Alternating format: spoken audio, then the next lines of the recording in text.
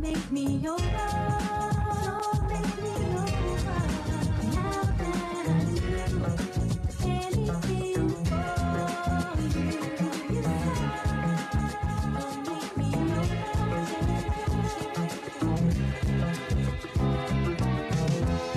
When I wake up in the morning, love,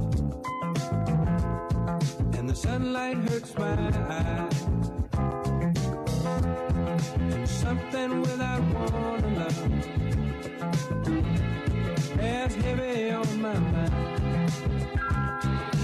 Then I look at you, and the world's alright with me. Just one look at you, and I know it's gonna be a lovely day.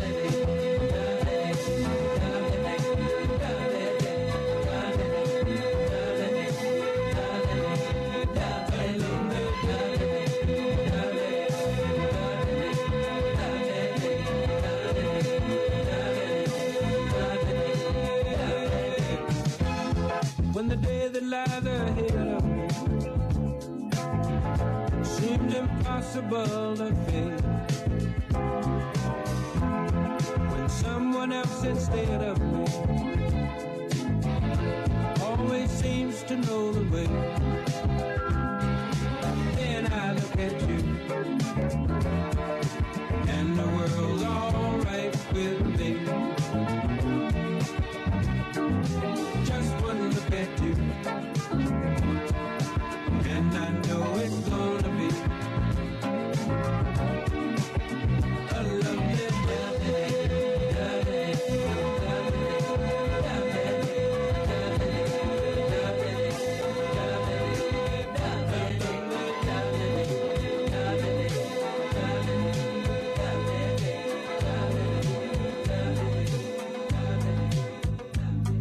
You must understand, the touch of your hand makes my pulse react.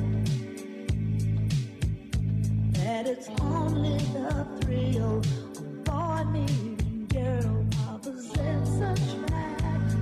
It's physical, only logical. You must try to ignore that it means more than that.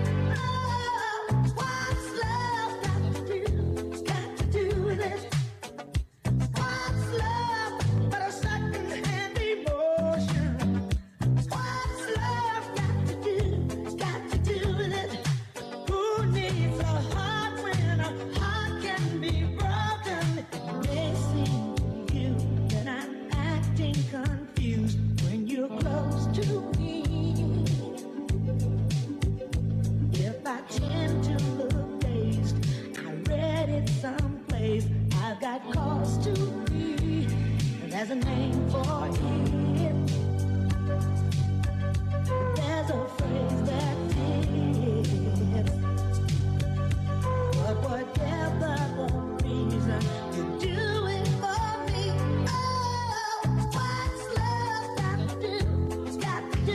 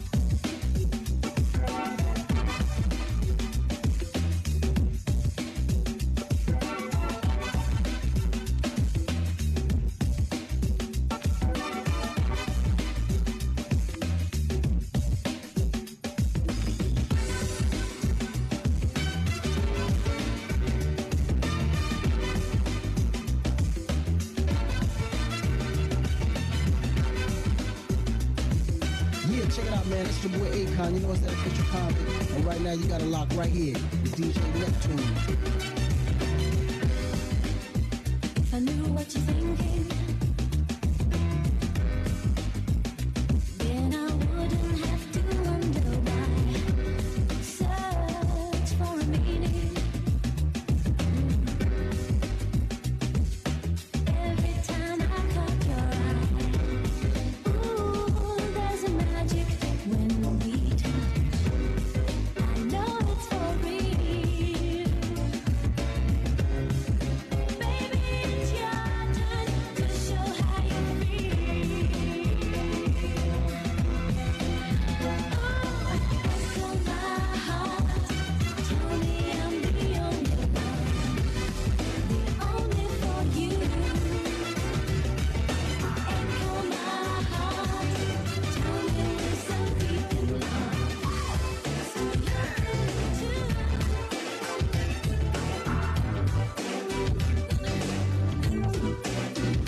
I can't sleep at night. I toss and turn, listening for the telephone. But when it gets your call, I'm all choked up. Can't believe you called my home. And as a matter of fact, it goes my mind. You don't even talk to me. Because a girl like you is like a dream come true. A real life fantasy. No matter what your friends try to tell you, we will make fall in love. And we'll be together, any kind of weather. Just like that, just like that. Every step I take, you will be there. Every step I make, we'll be together. Every step I take, you will be there. Every step I make, we'll be together. I can't think too straight, I'm all confused. You must have put a thing on me, because there are no words that can explain. I'm living in ecstasy, and you can rest steady. I got your back, you never have to feel no pain, because I dedicate my life to you. You never look for love again. No matter what your friends try to tell you, we will make fall in love. We'll always be together, any kind of weather. Just like that, just like that. Every little step I take, you will be there. Every little step I make, we'll be together. Every little step I take, you will be there. Every little step I make, we'll be together. Every little step I take, every little step I take, every little step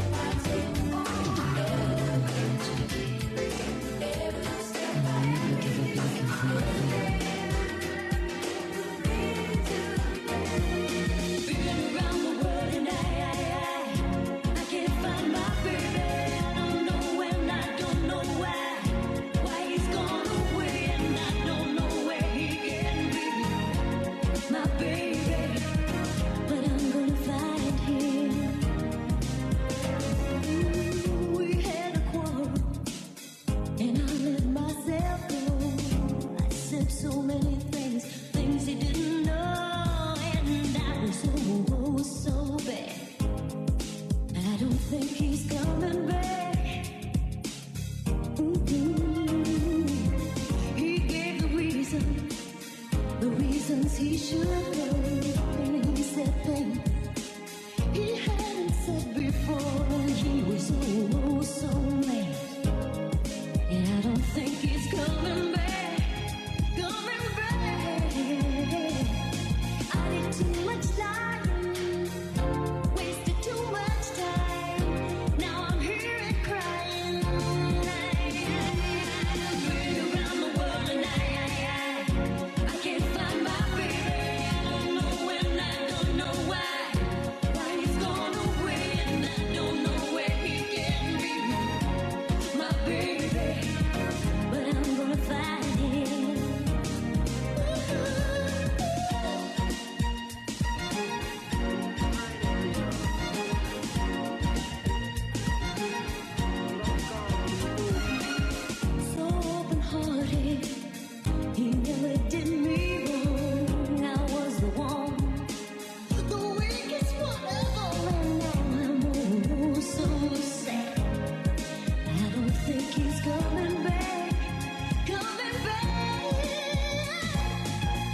too much lying, wasted too much time.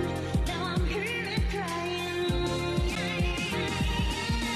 Around the world and I can't find my baby. I don't know and I don't know why. Why he's gone away and I don't know where he is. My baby, but I'm very fine.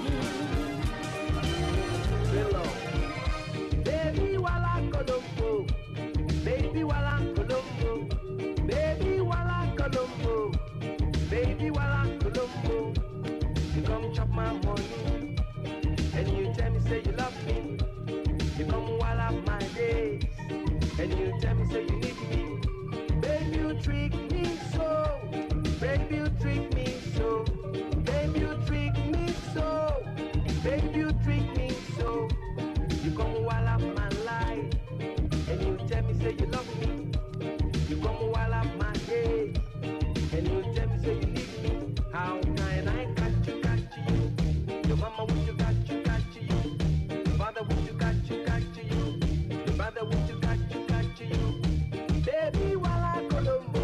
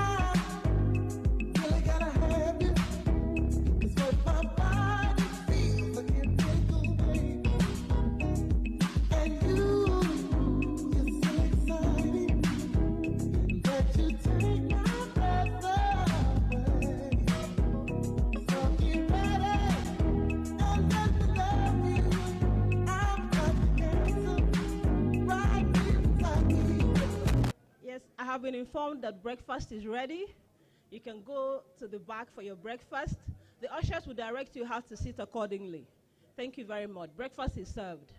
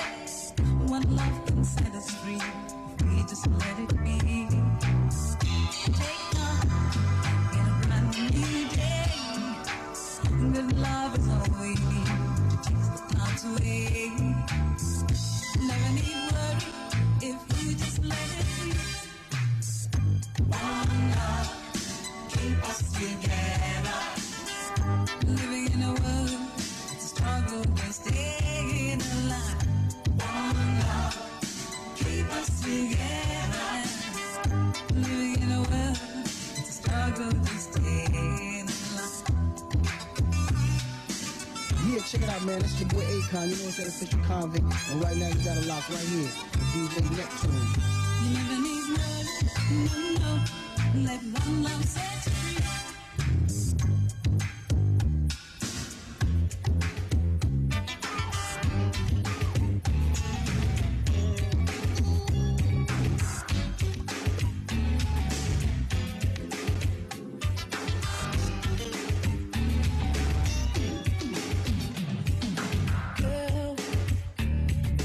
Only thing that matters in my life is that I'm down.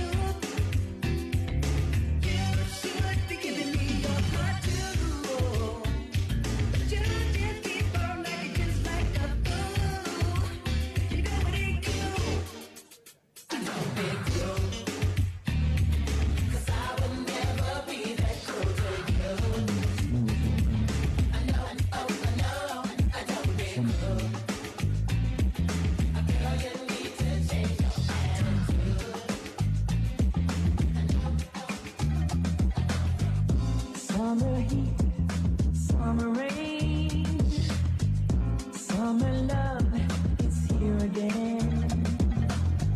I call my girl, we take a ride, cruise the strip, sunset and fine. The top is down, the wind in her hair. She looks so good, I can't help but stare. We bought the car when no one can see, and by the look in her eyes, it's so clear to me it's gonna be a long, hot summer night. We'll make love under the moonlight. A long, hot summer night together. Time has come to celebrate, celebrate, to share our love in a special way. I'll touch yours, you'll touch mine. Two hearts together, let's not waste time, baby. The radio plays my favorite song. Passion takes over as we sing along. Don't hold back, give yourself to me, and we'll spend the night in pure ecstasy. It'll be a long, hot summer night when we're making love under the moonlight, under the moon, baby. It's you and me, baby. I'm with you, good, baby. Baby, me too.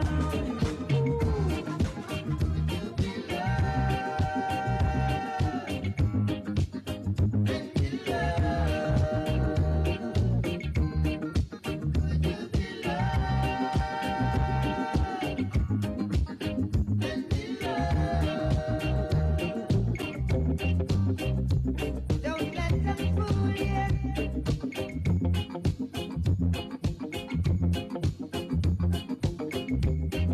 or even try to school you.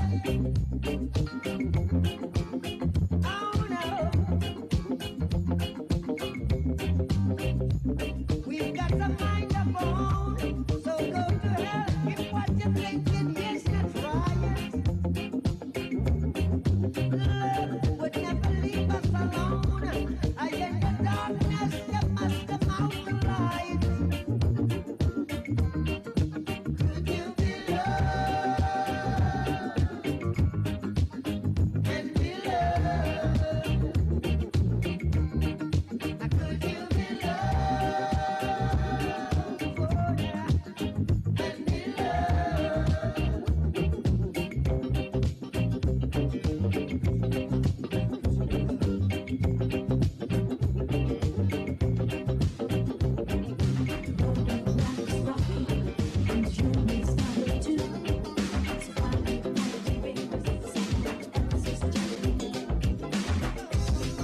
Joy, joy to be near you.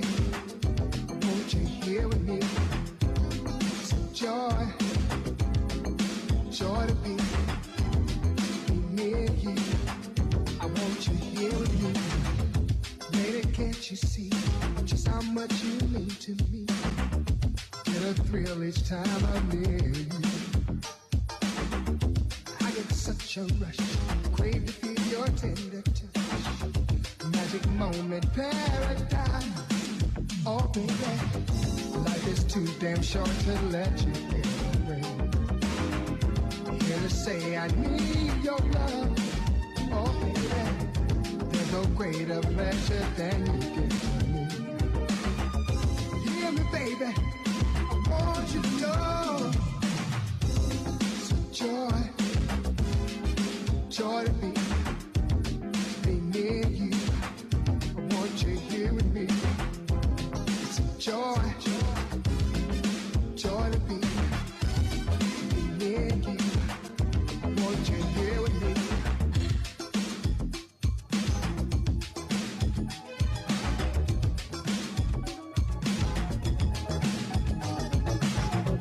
Darling, don't you know my heart longs to hold you so? passion burns inside my mind. You're my fantasy. What a love can set me free. Glad to know that you're all mine, mine.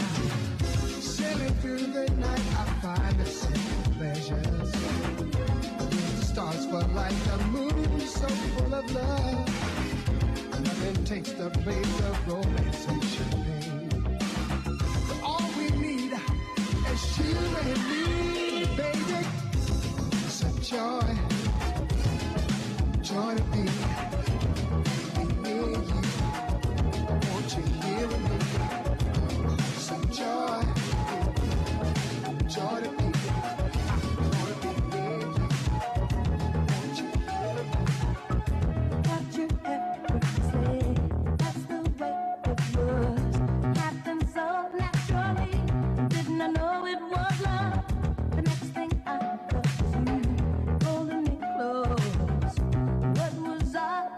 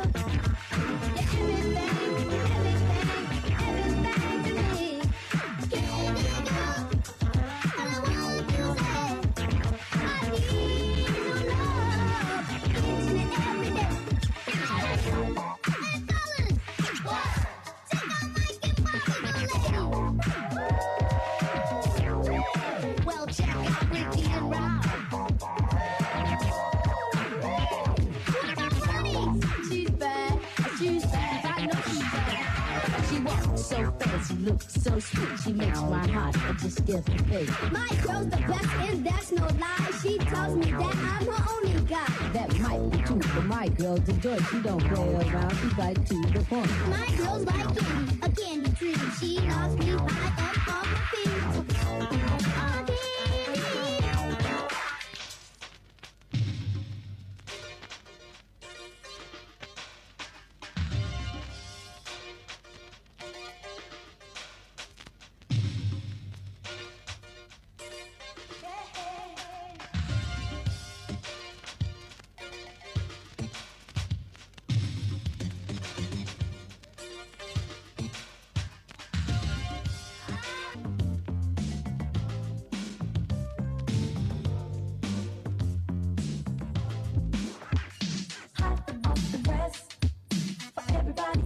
Do our best to make you holler, make you scream.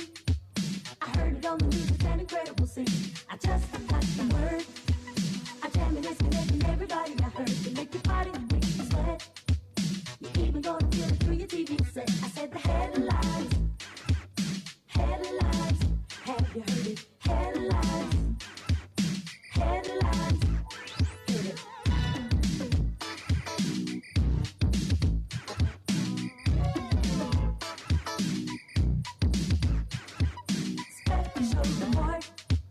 It's rocking in the party, paper jamming the sports. It makes your body so wet.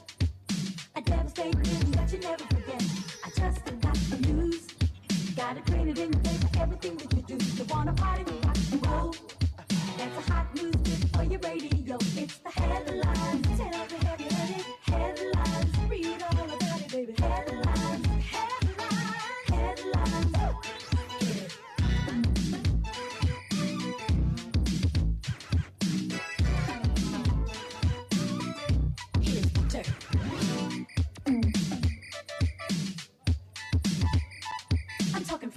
Yeah, check it out, man. That's your boy Akon. You know it's that official convict. And right now you got a lock right here with DJ Neptune. I'm talking. I'm talking. I'm talking. I'm talking more. I'm talking friend of mine. I'm talking sing song. His heart in every line. I'm talking Marvin. Sang of the joy and pain. He opened up our mind. And I still can hear him say, oh, talk to me. So you can't see what's going on. Say you will sing your song forevermore, evermore. Gonna be some sweet sounds coming down the night shift.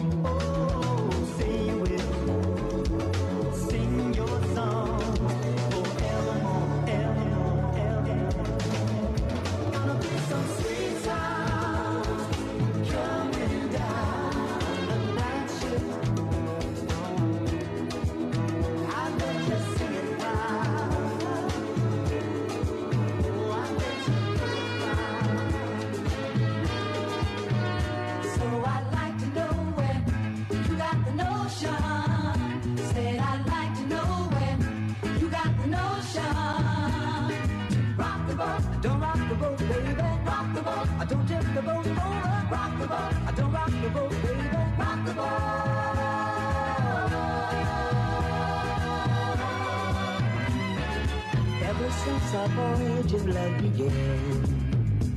Your touch has thrilled me like the rush of the wind, and your arms have held me safe from a rolling sea. There's always been a quiet place to harbor you and me. Our love is like a ship on the ocean. We've been sailing with a cargo full of love and devotion.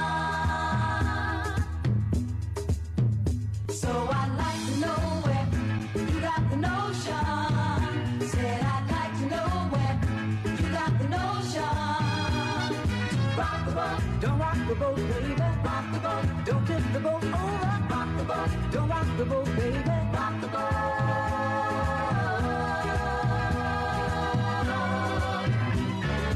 Up to now we sailed through every storm, and I've always had your tender lips to keep me warm. Oh, I need to have the strength that flows from you. Don't let me drift away, my dear, when love can see me through. Our love is like a ship on the ocean. We've been sailing with a cargo full of love and devotion. So I'd like to know where you got the notion. Said I'd like to know where you got the notion.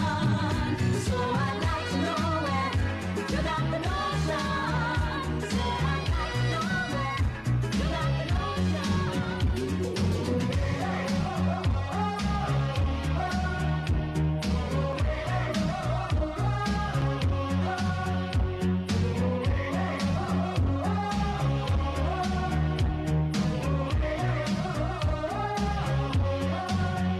Jungle life, I'm far away from nowhere. On my own, like Tarzan boy. Hide and seek, I play alone where I shoot across the forest, monkey business on a sunny afternoon. Jungle life, I'm living in the open. Native beat that carries on. Burning bright, I find a blood to signal to the sky. I still wonder, there's a message get to you.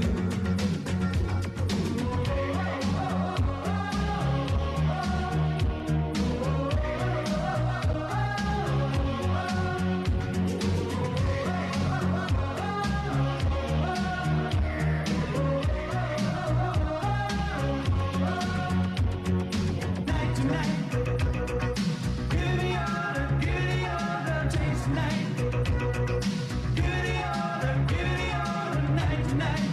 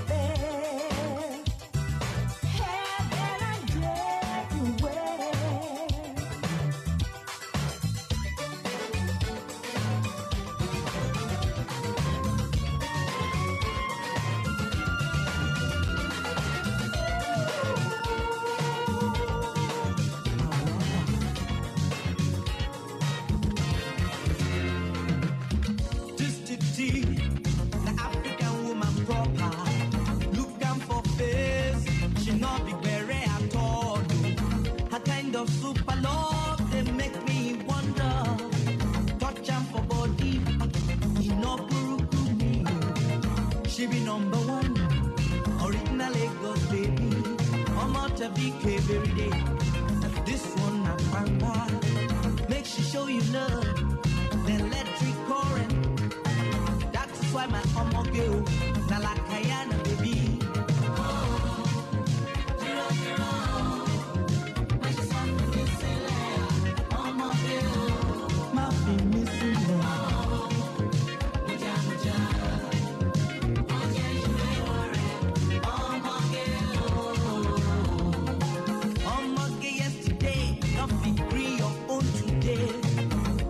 Tell you say, not only you be her lover. Put ear for ground, na omo e go don me. Original and young, get money na hand, back na ground. This one na razor blade, Samsung baby pancake. She no go like me to say, she old pass her mama. Tell am just look, kata kata go boss and everything go pop. Go felele find her way, and you're not gonna see him again.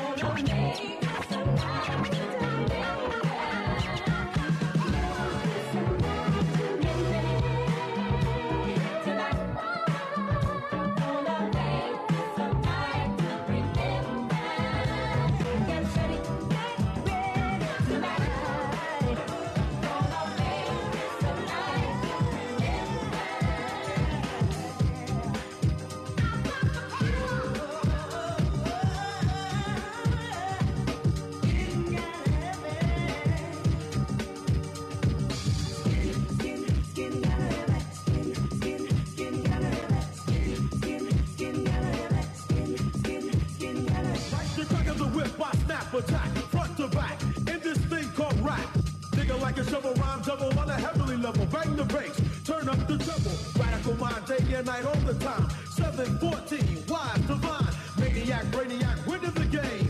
I'm the lyrical Jesse James.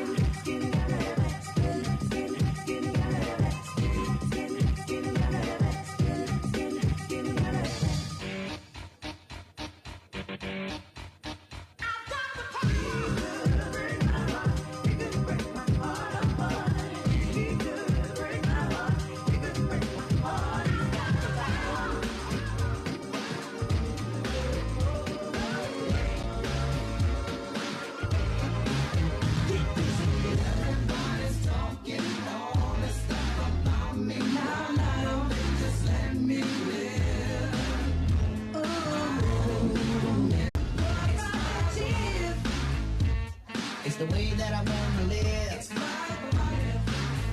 I can do just what I feel. Nobody can tell me what to do. It's my life. Cause what I'm doing, I'm doing for you. Don't get me wrong, I'm really not so. Ego trips is not my thing.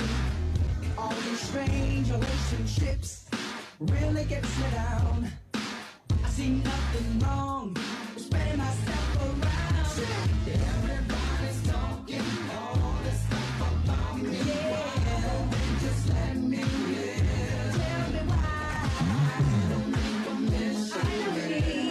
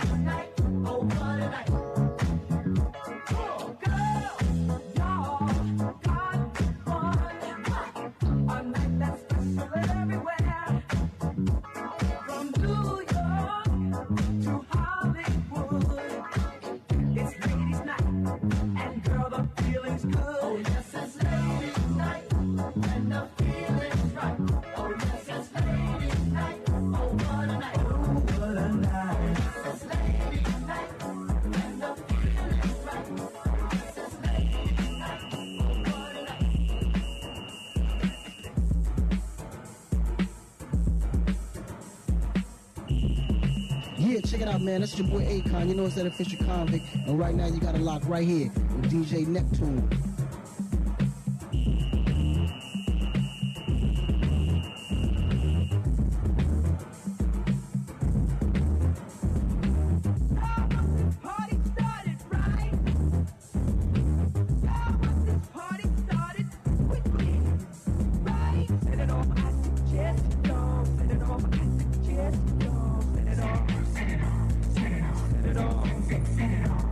Set it off on the left, y'all. Set it off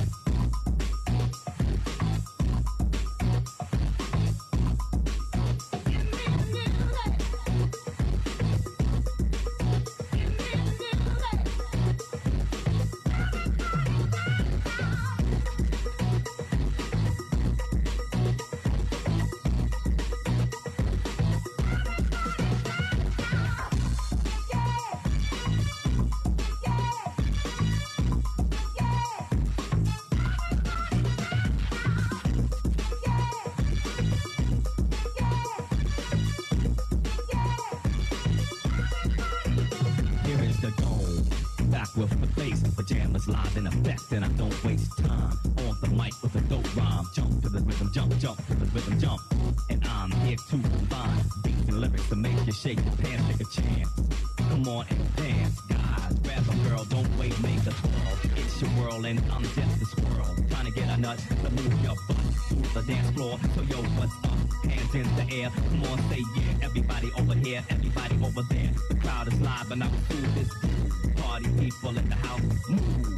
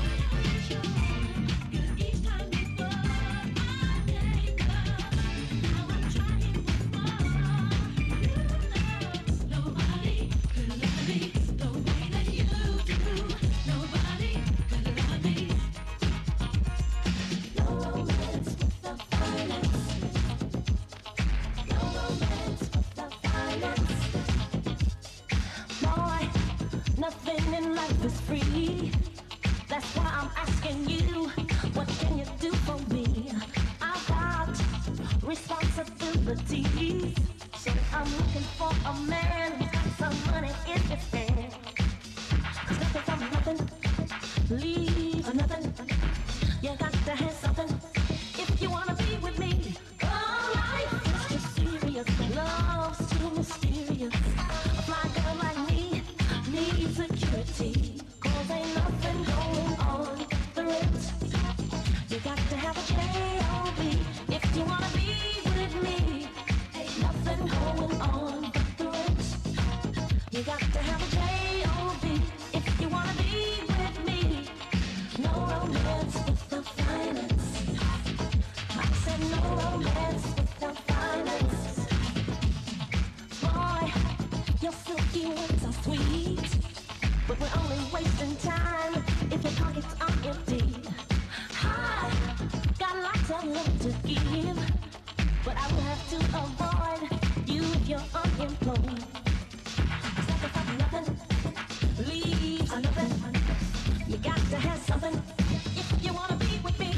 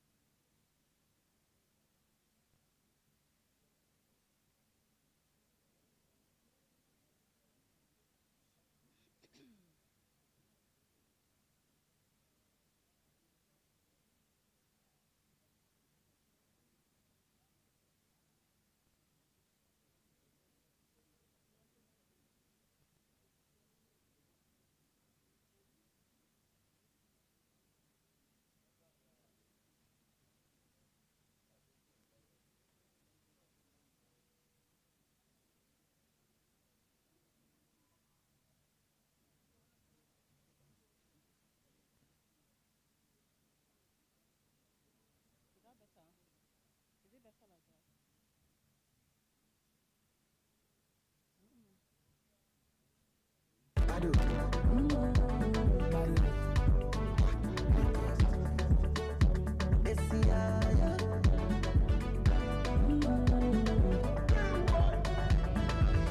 Back when I had no car, you still be riding for me. Back when I had no rubber, you still be spending feelings. Back when I had no boss, you still be standing me. Back when I had nobody, I had you. If you like, show me what you really feel inside. Let me kiss you on your lips. If you like, we can both decide. Baby, let me kiss you on your lips. Jump on me, jump on me, I'm on, jump on me, jump on me, jump on me, I'm on, jump on me, jump on me, jump on me, oh, jump on me, jump on me, back when I'm thinking fun, now you they bring me back. Back when I don't get liver, now you they boost my morale. Back when I never go Yankee, but now you got out my visa. Back when the thing no strong, now you they give me joy. If you like, show me what you really feel inside. Let me kiss you on your lips. If you like, we can both decide. Baby, let me kiss you on your. You're welcome, ma.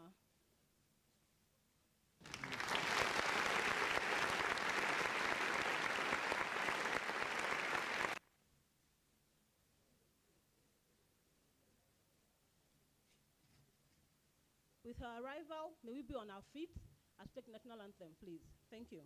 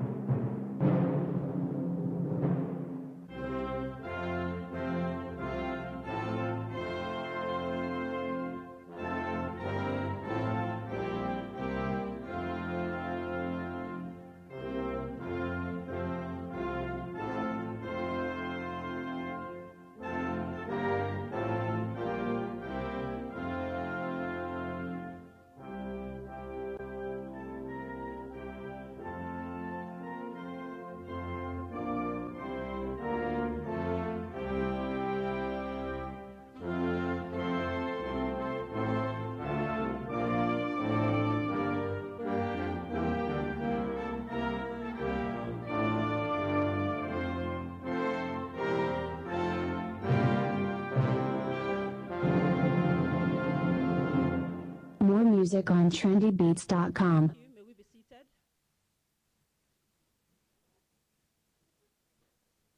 The Honorable Minister, Federal Ministry of Finance, Budget and National Planning, here represented.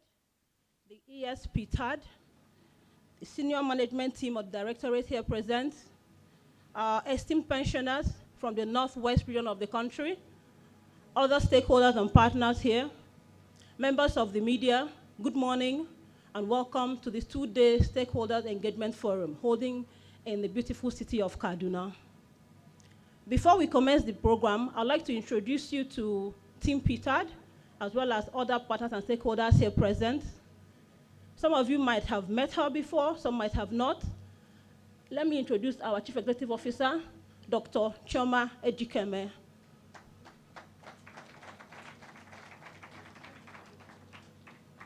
The Ptad directors here, some of whom you hear on the phone or you might have met, starting with Mr. Suleiman Sheleng, the Director, Civil Service Pension Department. Next to him is Mrs. Nneka Obiamalo, the Director of Pensioner Support Services Department. We also have Mr. Kabiru Yusuf, Director, Parastatals Pension Department. Next to him is Mr. Abdullah Abubakar, Director, Customs, Immigration and Prisons Pension Department. Acting Director, Police Pension Department is here, Mrs. Christina Adebote. You're welcome, ma. Seated next to the ES is a Special Assistant, Dr. Ihoma Ikemba Efugi. We also have some of our partners and stakeholders, starting with the the Federal Ministry of Finance, represented here by Honorable Hawa Yahaya, SA to the Honorable Minister.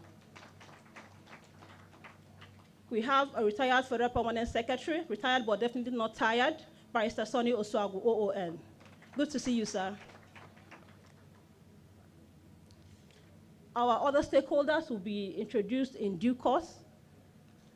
Let's commence the event by inviting our chief host, the ES of Ptad, to deliver her welcome address.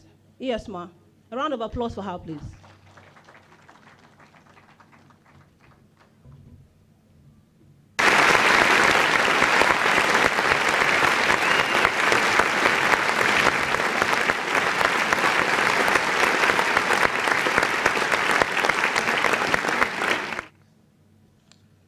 The representative of the Honorable Minister for Finance, Budget and National Planning,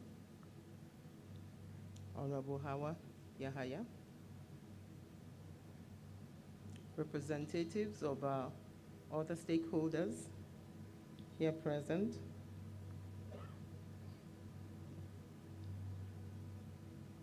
Pension union executives here present.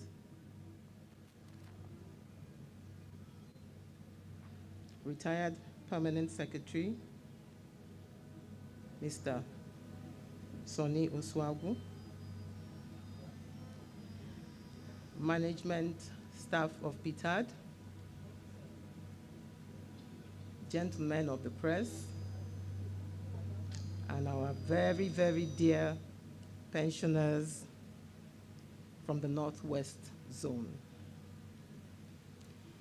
Jigawa, Kaduna, Kano, Katsina, KB, Sokoto, Zamfara, Inakwananku,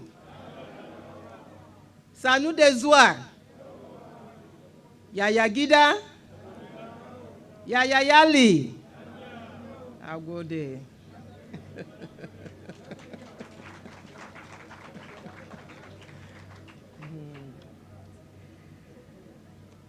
Let me warmly welcome you to this Stakeholders Forum, which we periodically organize to meet and interact with our pensioners and stakeholders in all the geopolitical zones of the country. May I start by expressing my appreciation to all of you in the Northwest Zone for making out time to journey from your various states to honor our invitation. We are truly grateful.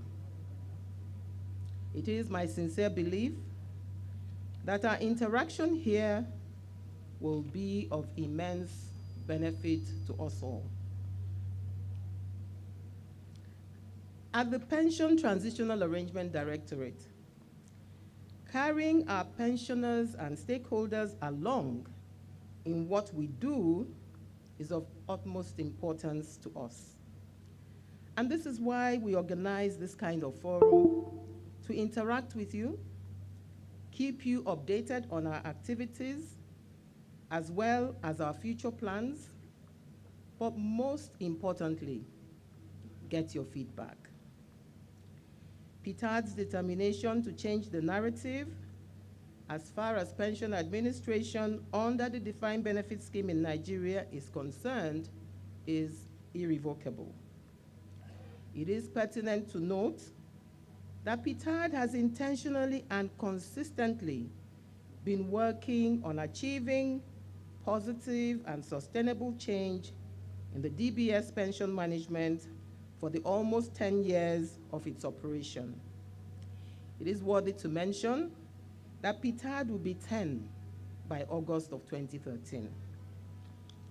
You may recall that the defined benefit scheme in the past was fraught with allegations of fraud, corruption, and inefficiencies prior to the establishment of the directorate. However, the processes and controls that have been put in place since the establishment of Ptad have contributed immensely to the change being witnessed today in the management of the defined benefit pension scheme. The hard work of Ptad over the years is now paying off. And in the course of the presentations we're going to make here today, you will get to understand the enormity of the challenges inherited by Ptad at inception. You will then subsequently appreciate the sheer volume of overhaul that Ptad has had to carry out in order to get to where we are today. Our journey from field verifications, mobile verifications, to putting together a solid database of pensioners, benefit computation, ensuring the regular payment of monthly pensions, and paying long overdue pension arrears to pensioners has been a progressive one, filled with creativity, dedication, commitment, persistence, and resulting in milestone achievements. It is not yet a perfect situation, albeit Ptad is committed to continuing to make giant strides in the defined benefit scheme administration. Since our last stakeholders forum for the Northwest held in Kano State in November of 2021, Ptad has carried out a series of activities which include the following: complete payment of arrears arising as a result of the consequential adjustment to pensions as a result of the increase in minimum wage of April 2019 to the 4 operational departments in the Directorate. Complete liquidation of the 126 months outstanding liabilities due to ex-workers of the Nigerian Reinsurance Corporation. Complete payment of the 219 months of inherited liabilities to ex-workers of the New Nigerian Newspaper Limited. Complete payment of the 100 months of inherited liabilities to ex-workers of Nikon Insurance. Complete payment of the 96 months of inherited liabilities to ex-workers of Delta Steel Company. Implementation of the 9.7% increment to ex-PHCN workers with the attendant arrears paid. Payment of a total of 48 months of the 84 months inherited arrears owed NITEL MTEL pensioners, leaving a balance of 36 months for complete liquidation. Through the unwavering support of President Muhammadu Buhari, Ptad has completely liquidated the inherited unfunded liabilities of all the defunct privatized agencies handed over to Ptad in 2017, with the exception of NITEL MTEL, with a balance of 36 months, which we are fully committed to liquidating. You may recall that Ptad launched the I Am Alive confirmation solution in 2021 and has successfully completed the pilot phase, where we tested the application on 50,000 randomly selected pensioners from the 4 operational departments and the 6 geopolitical zones. Following the success of the pilot phase, on the 14th of April 2023, Ptad rolled out the solution for the use of all our pensioners. However, to ensure an efficient and effective delivery and prevent a heavy flow of traffic on the website, we have staggered the availability of the confirmation solution according to departments as follows. The first department to use the solution is the police pensioners, or are the police pensioners, is the police pensioners, 14th of April 2023 to 13th of October 2023. The Customs, Immigration and Prisons pensioners from the 1st of June 2023 to the 31st December of 2023. Civil Service pensioners from the 1st of July 2023 to the 31st of January 2024. Parastatal pensioners from the 1st of August 2023 to the 28th of February 2024. Pensioners are to kindly take note of the above scheduled dates as they concern their respective departments. Any changes to these dates will be duly communicated through the press and other appropriate channels.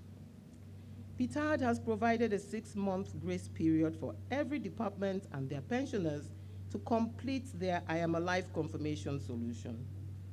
Kindly note that Ptad has trained pension desk officers from the ministries, departments, and agencies that our pensioners retired from, as well as the various representatives of pension unions on the use of this application. And they will assist pensioners who are unable to carry out the confirmation on their own. As part of our resolve to ensure that no eligible pensioner is left out, Ptad wishes to inform all our pensioners in the United States of America and Canada that a survey is being carried out by the Directorate to ascertain the number of eligible pensioners we have in these countries and their various locations within the countries. The information gathered during the survey will enable us to plan accordingly for diaspora verification. I therefore enjoin you to inform your members who are living in these countries to visit the Ptad website and take part in the survey. This is very important. The commitment of Ptad to the welfare of our pensioners remains sacrosanct, and we shall continue our meetings and engagement with the various pension unions to ensure quality service delivery. It is our prayer that the President-elect will be as favorably disposed towards the pensioners of the defined benefit scheme as the administration of President Muhammadu Buhari has been. We cannot afford to go back to the time when the DBS pensioners were owed months of pension arrears and their needs pushed to the back burner. May I also use this opportunity to continue to sensitize our pensioners against patronizing pension fraudsters. No staff of Ptad will call or send any message to you requesting for payment or ask you to call a certain phone number before your arrears or gratuity will be paid. Once you get such messages, you should know that Ptad did not send them and will never do so. Kindly share this important information with your members so that they do not fall victim to these fraudsters. Ptad remains grateful to President Muhammadu Buhari, who has since the inception of his administration made payment of pensions an unwritten first-line charge. We also greatly appreciate the support of our able supervisory minister, Dr. Zainab Shamsuna Ahmed, the Office of the Accountant General of the Federation, the National Assembly committees oversighting Ptad, and all our other major stakeholders who have made the modest successes achieved by Ptad possible. Once again, I welcome you all and wish us all a fruitful deliberation. God bless our pensioners. God bless the Federal Republic of Nigeria. Nagode.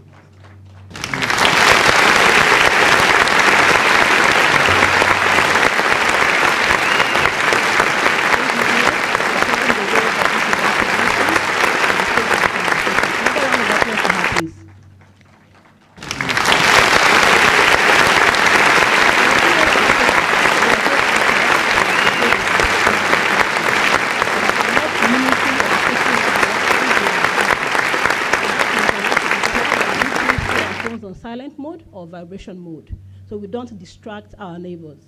Thank you very much as you comply. Also, this event is broadcast live on YouTube. Our pensioners who are not here can join us. You can inform your fellow pensioners who are not here to visit any of our social media platforms on Twitter, Facebook, and Instagram. The link is there. Click on it. It is safe. There are no viruses. Just join us, and you can leave your comments and questions there too. Thank you very much. Moving on, I would like to recognize some of our stakeholders here, starting with Nigeria Union of Pensioners. We have representing the President, Comrade Mohammed Abba Dakonde. You're welcome, sir. Where are you? Okay. Good to see you, sir. Welcome.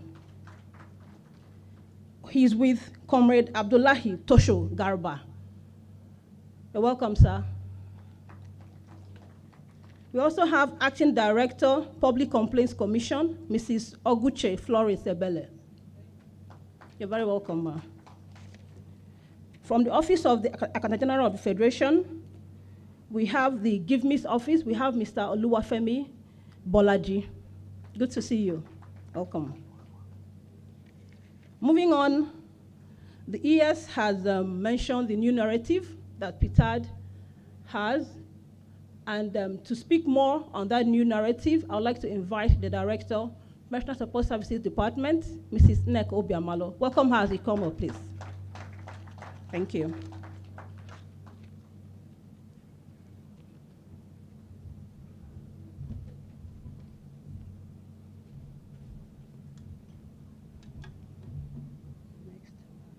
Sorry?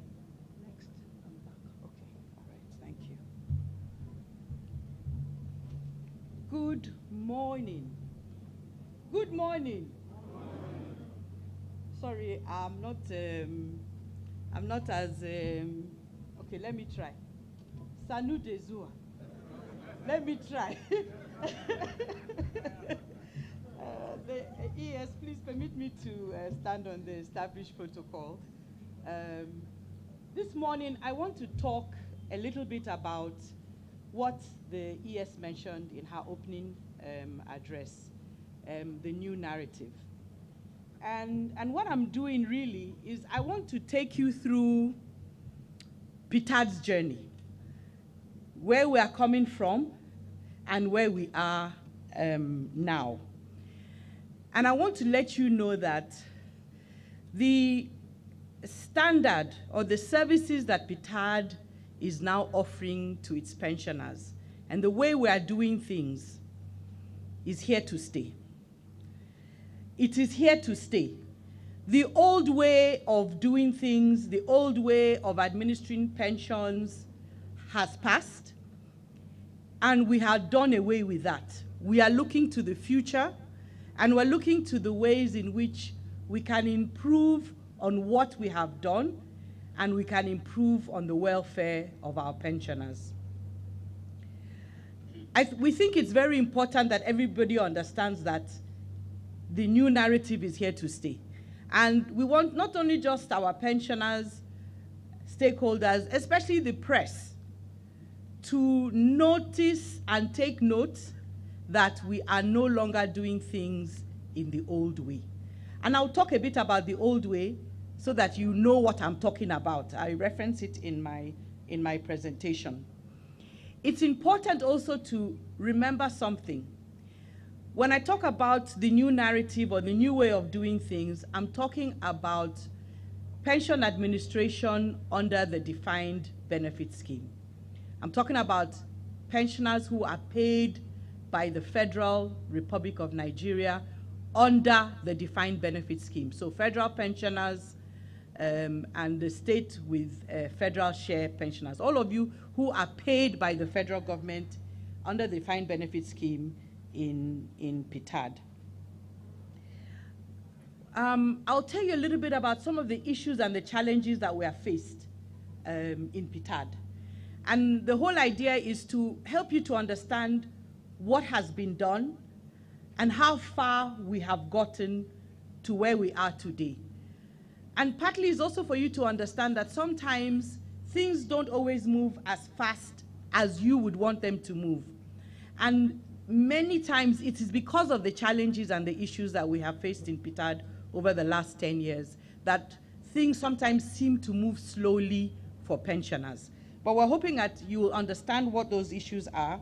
You'll get a little insight into what Ptad has done and the amount of effort that has been expended over the last 10 years to improve pension services to our pensioners. So let's get started. You may all recall that prior to pension reform, And even after 2004, there were a lot of stories about the old pension scheme, and it had a very bad reputation. There were stories about pension fraud. There were stories about misappropriation of pension funds. There were stories about the neglect of pensioner welfare. And even during that time, especially around 2010, 2011, you may recall there was public hearings in the National Assembly where stakeholders were invited to come and talk about what was going on in the pension industry. You may recall also reports, well, I mean, you must have experienced it. I don't need to ask you to recall. In the old days, when you had an issue with your pension, you would have to go to head of service. Am I correct? And you would go to head of service to go and see how to resolve your pension problem. And sometimes it could take weeks and months before it is resolved. Is that, am I accurately telling you the truth? Is that accurate? And that pensioners were neglected, that sometimes pensioners would have to sleep at head of service before they would be able to resolve their problems. And that many pensioners too did not get their pension. They were not on the payroll. Or they had omission. So maybe you were on the payroll in 2007 or 2008, then they dropped you from the payroll in 2010, and then you were now struggling to get back onto the payroll, and it was a real Herculean task. There are a lot of pensioners who also had not even been on the payroll at all, especially those of you that are state with federal share. After 2002, you were not put on the payroll for a long time. Am I correct? Then even verification. Verification was very hard. I remember those days, my mother is a pensioner. She used to tell us that when you go for verification, that it was a very, very, very hard on the elderly people, and even those ones that had physical challenges or were dealing with health issues, that verification was a very difficult thing. Pensioners faced a lot of hardship. We're also told that in those days, too, sometimes you have to pay people to help you to resolve your pension. Am I correct? That sometimes you would pay people to resolve your pension. So there were a lot of issues at that time when it came to the administration of pensions and the treatment of pensioners in the defined benefit, under the defined benefit scheme. I pulled up some newspaper articles from 2011, 2012. The Punch newspaper, where they declared the ex-boss, Mena, was declared wanted for pension reform. Do you remember that story? Yeah. Then even there's a story that I pulled from Vanguard. Pensioners invade head of service for non-payment of their benefits. These were stories I saw in the newspaper at that time, which reflected what was going on in the pension industry around that time, and the hardships that pensioners suffered, in that period. So against all of this that was going on, Ptad was established in 2013 following the amendment of the 2004 pension reform, the appeal and the amendment and the new Pension Reform Act of 2014. And Ptad's mandate was to consolidate the old pension offices of police, customs, immigration, prisons, civil service pension office, and the parastatal boards of trustees. And that's how Ptad started in 2014. So now I want to tell you a little bit about some of the challenges that Ptad had in 2013, 2014 when they started. And the reason why like I said, I'm telling this, we're giving you this background and telling you this story, is so that you understand what Ptad has had to do and why things are sometimes the way they are, even though we believe that we have made some progress and we know that there's much work still left to be done. So the first thing was that when Ptad started in 2013, all it received was payrolls, they inherited payrolls. And that meant that we got just your name, your bank, your account number, and your monthly pension. Now, this was a problem because what it meant was that if you came to Ptad in 2013 or 2014 and you had an issue, maybe you come and you say, the pension you are paying me is not the correct pension. Ptad did not have a way of resolving that complaint because we didn't have your career records. We didn't know your date of first appointment, your date of retirement. We didn't have sufficient information to resolve that complaint. And this is one of the main reasons why in 2014, Ptad had to start by doing verification. And I know all of you attended Ptad's verification between 2014 and 2019. So it was in 2014 we started, and at that verification, we asked you to bring your career records because we needed to now create a record of your employment so that if you had a complaint, we knew how to resolve that complaint. The payroll also had a lot of duplicates, so we needed to clean the payroll up. And then, like I said earlier, there were a lot of complaints. I remember from head of service, they brought complaint forms, about 40,000 papers, all of them complaints from pensioners saying either I'm not on payroll or I am short paid or I've not been paid my gratuity. Some of you, next of kin, had not been paid the death benefits of pensioners who had died as far back as 2002.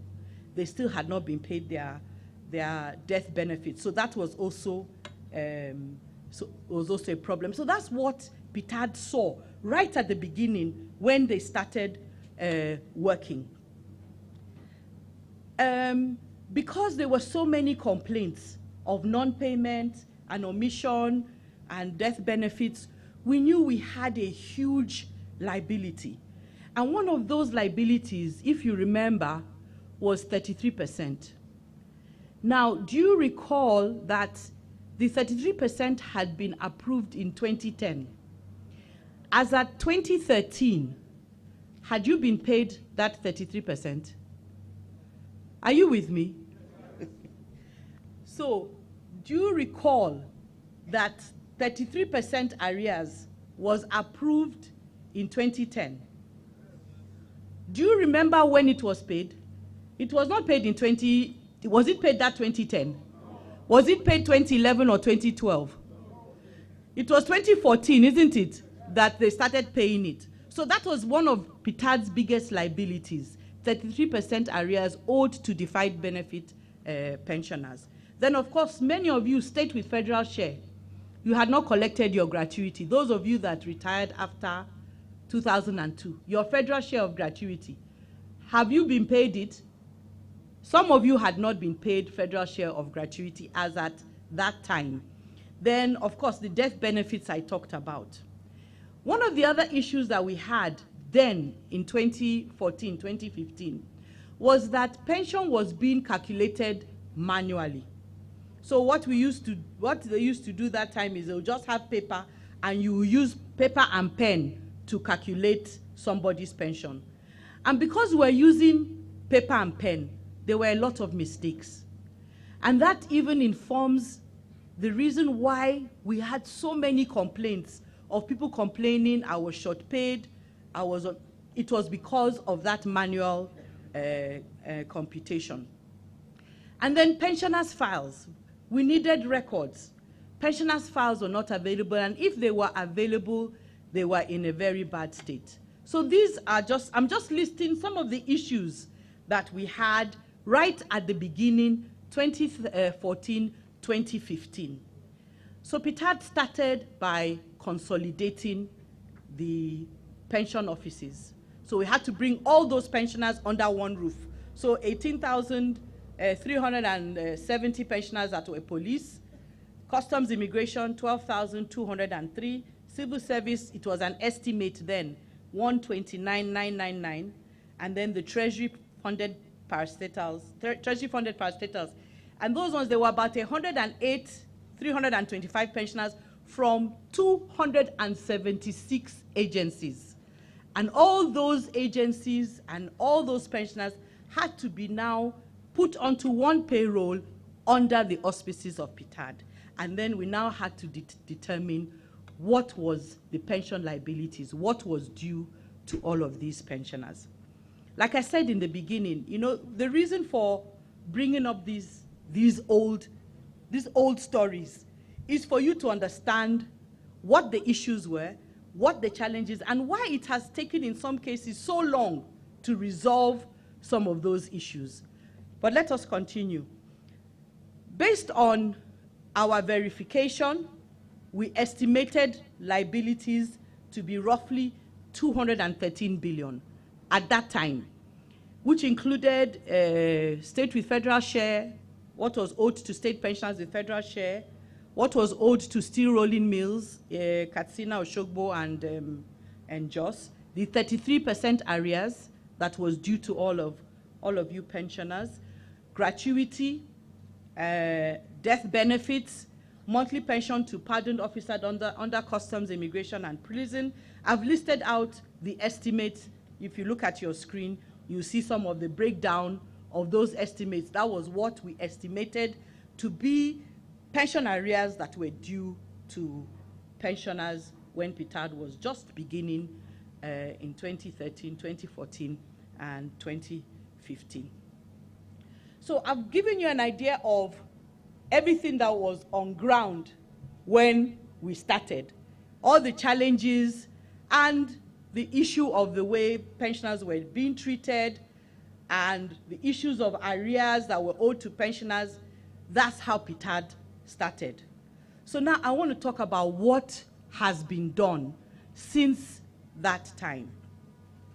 So over the last 9 years, Ptad will be 10 years in August this year, would have been established for 10 years. So over the last 9 years, we have worked consistently to address a lot of these issues. And the first one is the management of your files, Ptad files, because like I said at the beginning, finding those files, using those files, getting that information was a challenge. Verification of pensioners, all of you attended our verification, so you also know, you experienced the change, I believe, when it came to verification. Calculation of your pension benefits, how it was done then, how we're doing it now. The payment of all those liabilities that I talked about at the beginning. I'll talk a little bit about that one. Management of the monthly pension payroll, and then the resolution of your complaints. So let's start from the very beginning, which is pensioners' files. The picture I'm showing you now is a picture of pensioners' files that were handed over to Ptad at the head of service. That's how we collected those files. You can see the picture. That's how we collected those files. And when we went to collect those files, we had to pick them one by one because many of the files were not in good condition. But we needed to pick them carefully because we knew that your career records were inside those files, and those career records were needed to resolve your complaints. This was after we had finished arranging the office, packing the files inside Ghana Must Go, and we're getting ready to now move them to Ptad so that we could archive them. This is police pensioner files. This is police pensioner files in the Police Training College in Lagos. This is how we saw your departmental files. And these files were very important because many police pensioners were coming and claiming that they had not been paid gratuity, they had not been paid death benefits, their pension was short, and the only way to resolve them was to go into their personnel files. And this is the state of some of those personnel files when Ptad arrived to collect them. So we collected the files and we did our best to arrange them in a way that will be useful in the future. So this is our archive now in Ptad. This is our archive now in Ptad. And what we have done is that we have taken your files, both your verification files and your personnel files, and we have archived them, we have logged them, and they have archived them in our archives in Abuja, so that when there are issues, if a pensioner has a complaint and we need to access his career records, we know where to go and we know how to find it so that we can address your complaint. So this is one of the biggest problems that we had, but it has been resolved.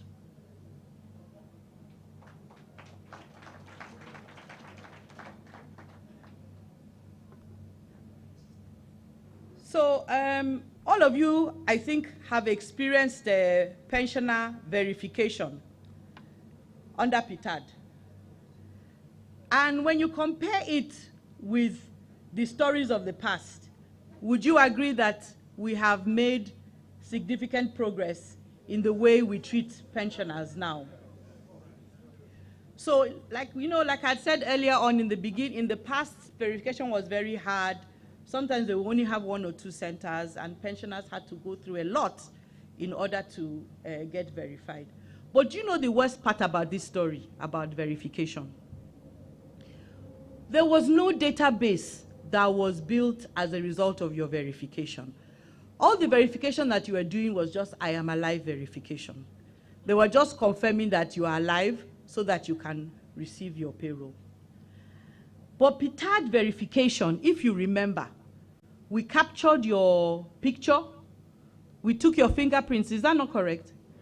And we scanned your employment records. So we have created a database of all the pensioners under the defined benefit scheme. So what that means is that we don't have to ask for your employment records ever again. We don't have to ask for employment records again. All we are going to do is I am alive confirmation, isn't it? ES spoke about it. We have already started it with the police pensioners. So all we need to know is you are alive, you are well, you must continue to receive your pension. If you have a complaint and you come to us, we have your records. We can now look at your employment records and we can resolve your complaint. But that verification where you must come and bring all your employment records, it will never happen again. That is in the past, never to happen again. So all of you experienced our verification. We tried to make it a simple process. I know in some cases it was a bit difficult, especially civil service, because there were so many pensioners. But we tried to put the verification in a conducive environment. We offered refreshments to our aged pensioners, and we tried to make it less stressful. I took some pictures of some of the verification centers just to remind you of what was done during verification. So this is Oshobo Verification Center. This is Jos, verification in Jos. I think this is civil service verification in Jos. This is Calabar in Cross River State, and Lokoja in Kogi State. Verification of, I think, Customs, Immigration, and Prisons in 2015. This is Umuahia when we were doing mop-up verification after we had finished parastatal, trying to make sure that we capture everybody. This is Abuja when we did, I think, parastatal or civil service pension verification in Abuja. This is Benin, parastatal pension verification in Benin. I don't have any picture of Kaduna, sorry, but I just pulled a few of the pictures just to show you the verification. In Benin, like in all our verifications, once it's lunchtime, we always try to offer pensioners something to eat and something to drink, because we know that sometimes verification takes time and pensioners may sit there for some hours. So we always try to offer refreshments. We always have wheelchair and medical personnel in case we have any issues, or we have pensioners that need that are physically challenged, that need assistance. We also always used to have an ambulance just in case.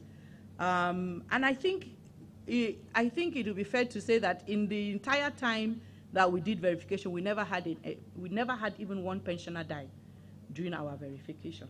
It never happened, not even once.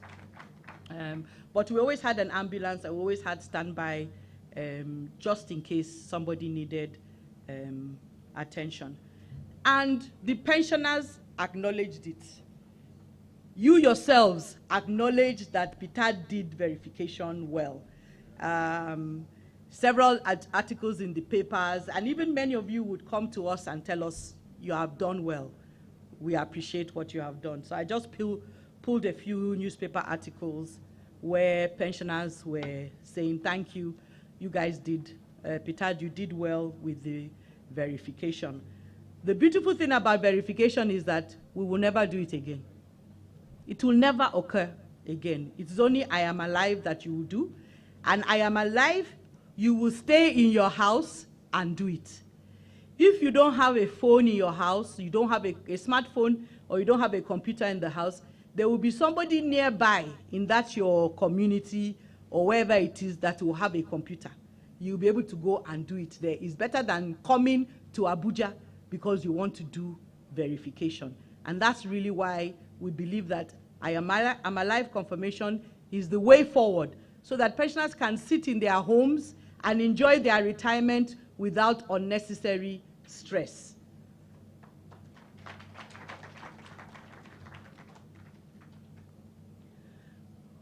One of the things that we introduced in Ptad, almost right at the beginning, was mobile verification. We recognized that because we were dealing with our aged parents, there were going to be pensioners who could not attend verification because either they were ill, or they were too old, or they were suffering from maybe some debilitating ailment, or they had some sort of physical challenge.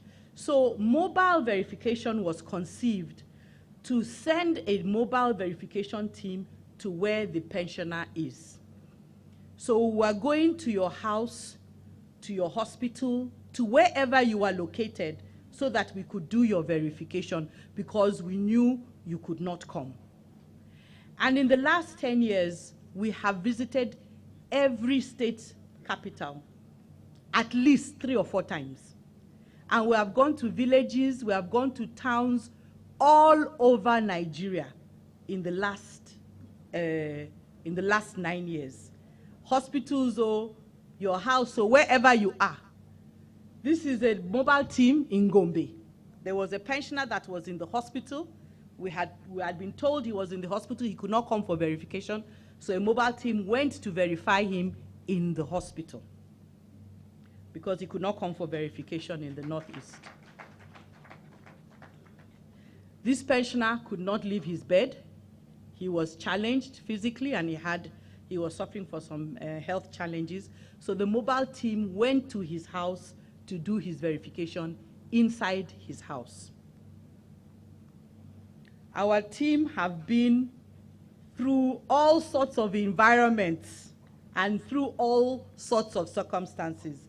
I have a picture of our Director of Corporate Services. You see him, the one wearing pink, that's our Director of Corporate Services. He went to Bonny Island to do verification of pensioners who could not leave their houses and come to Port Harcourt. So he led a team to Bonny Island to go and do verification of aged and infirm pensioners. So that is our mobile verification.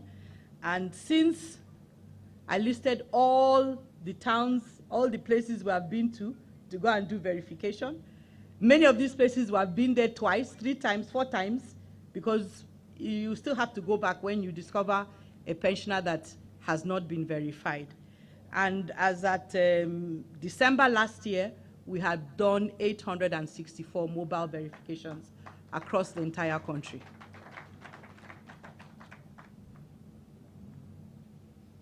So what was the result of verification? I just wanted to show you that if you see the first column is the inherited payroll. In the inherited payroll, there were 268,897 pensioners listed out in the inherited payroll as at 2014. Between 2015 and 2019, we verified 241,894 pensioners.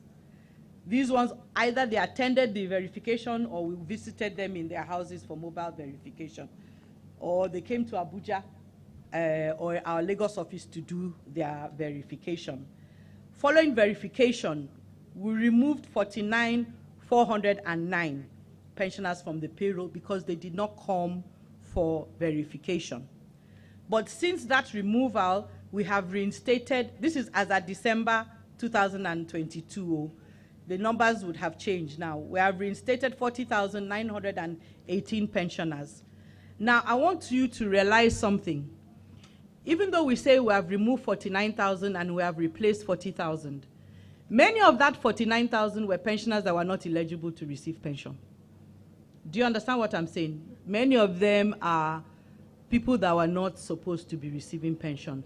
And that 40,918 are pensioners who were not on the payroll, who needed to be restated on the payroll, especially many of you state pensioners with federal share. You are now put on the payroll once your eligibility was established. As at December 2022, on our payroll, we have 2,226,693 pensioners. That is as at December 2022. So this shows you the outcome of verification and where we are as at today. I spoke to you a little bit about the computation. You know, I said in the beginning that one of the challenges that we had was we were doing manual computation.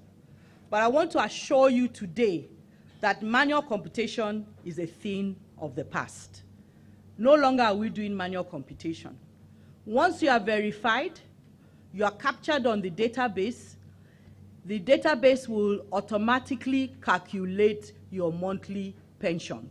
So that reduces the chances of error. Are you hearing what I'm saying? Yes, it reduces the chances of error because what we have done is that we have put all the parameters inside the database, so we know your length of service, we know your grade level and step at retirement, we have your salary chart, we know your length of service, we can calculate your pension. The system can calculate your pension automatically. So that means that the error rate is minimized now when it comes to computation. If there's a mistake in your pension calculation, it's because there's a mistake in one of those parameters. Either your date of first appointment is wrong, or your date of last appointment is wrong, or your grade level and step is wrong. Otherwise, your pension is always calculated accurately. So the only thing left for us to do now is calculate arrears. So this is the way that it's done now, and we have done away with the past. So we expect to see that complaints over time are going to reduce because of this automated calculation of pensions.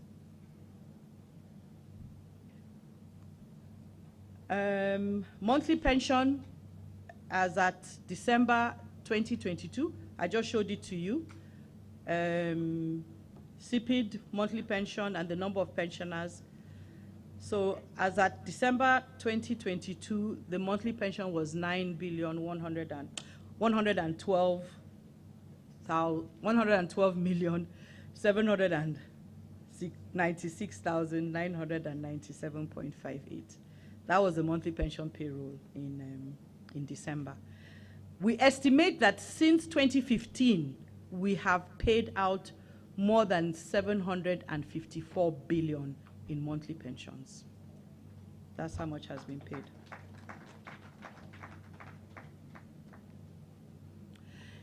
Now, I want to tell you a little bit about Ptad payroll payments, the payment system for your monthly pension. And the reason why I'm telling you about how we pay monthly pension is so that you understand how your pension is paid, so that if you have a complaint, you understand what has happened and what needs to be done.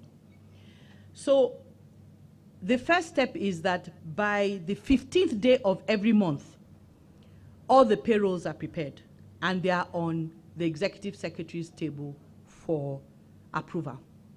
That means all processes for that month. So if we're talking about May payroll, today is the 14th. The payroll for May is already on the ES table.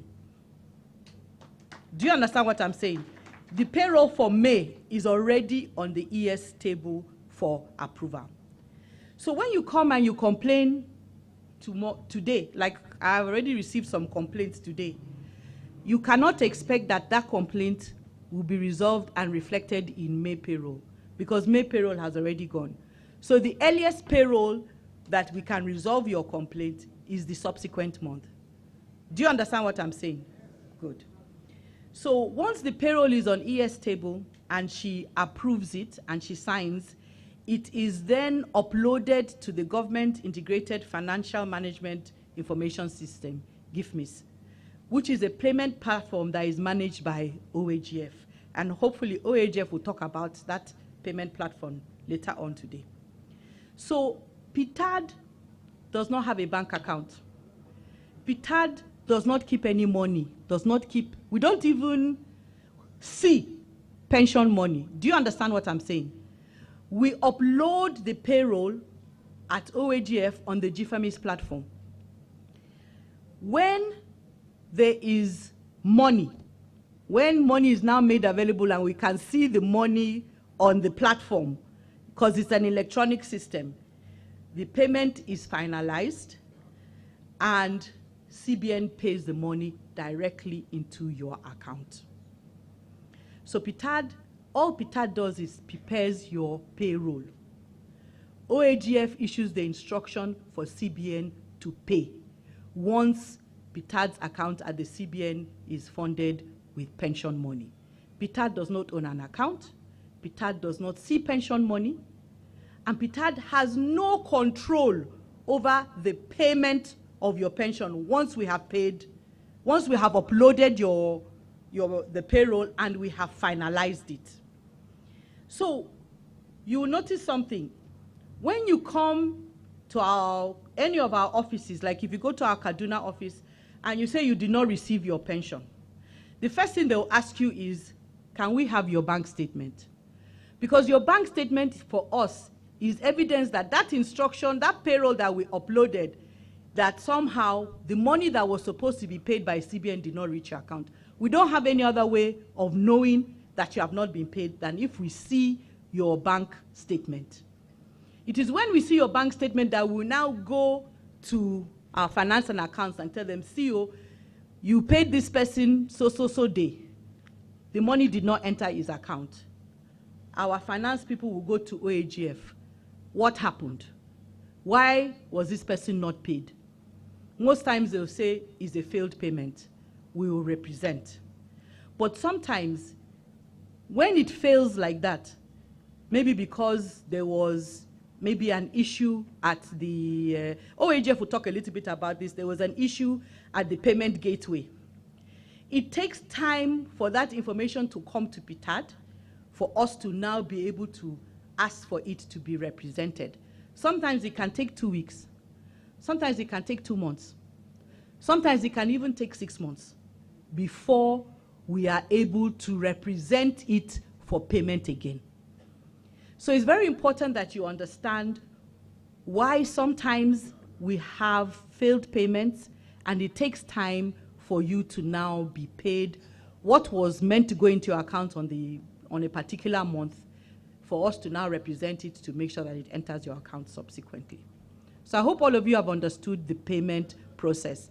And we also want people to recognize that Ptad does not have a bank account, because sometimes your children will go onto the press and be saying Ptad is sitting on pensioner money and earning interest. It's not possible. We cannot earn interest on the money is not available to us. The money stays at the OAGF and at CBN. The instruction at OAGF, the money sits at CBN. So we cannot be earning interest on money. If money is released to us, we pay. If we don't pay, the money is still not, we don't have access to it. So we don't want to be seeing those stories. Please explain to people that Ptad does not have a bank account and Ptad does not earn interest on pensioners' funds. Thank you. Okay, I showed you some of the payments that we have made based on the reinstatements that I told you about, the 40,000 that were reinstated to payroll. These are the numbers, CPID, CPID is Customs, Immigration and Prisons, 935.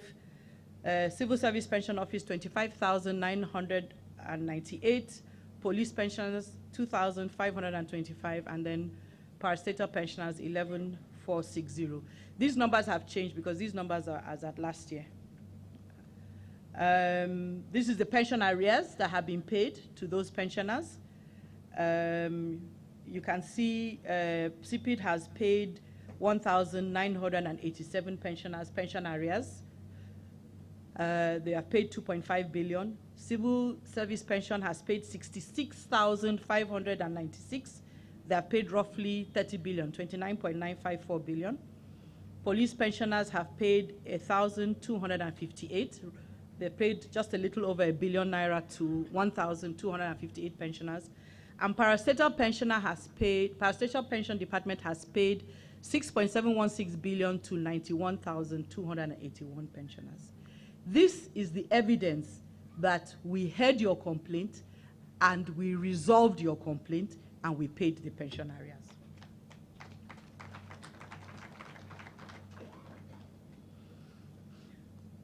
Death benefits. You know, I told you also that we had a lot of complaints in 2014, 2015 on death benefits. So this is the people that have been paid death benefits. Customs, Immigration and Prison, 289 million to 177 next of kin. 773 million to 809 next of kin of civil service pensioners. 1 billion to 709 police next of kin, and 5 billion to 2,137 next of kin. So, like I said again, this is evidence that complaints were heard and complaints were resolved in Ptad over the last 9 years. Now let's talk a little bit about complaints resolution. We know that we have not resolved all the complaints. Even today, as I walked in, I was handed 2 complaints. So we know that a lot of pensioners still have issues that need to be resolved. But let's talk about our complaint system. You know, given the stories of the past about what was happening in the head of service, you know, the head of service didn't have a proper complaint system. Maybe they probably didn't have enough resources for all of that. So the whole complaints management system and customer service system in those days was not very good. So Ptad has now created a proper, a very structured complaints resolution system. So the first thing is that there are many different ways in which you can bring a complaint to Ptad. So you can visit our Abuja office or any of our state offices all over the country. I will talk about all the different offices, but we have one here in Kaduna at the Federal Secretariat. So you can walk into any of our contact centers in any of our state offices or our headquarters. You can write to the Executive Secretary. We receive all your letters. You can call us. We have a call center that has 10 numbers. You can call any of those lines, and there will be somebody to answer. You can fill a complaint on our website. If you are one of those people that knows how to use the computer very well, you can go and create a complaint on our website. And now more and more pensioners are also making their complaint on social media. So we see complaints on Twitter, we see complaints on Facebook. There are a couple of things that I think are important for pensioners to realize. One, those of you that write letters to the ES about your complaint, the difficulty we have with many of our pensioners is that they don't give us a postal address to respond to your letter. So if you don't give us a proper address that NIPOST can recognize, when we want to reply your letter, we cannot deliver it.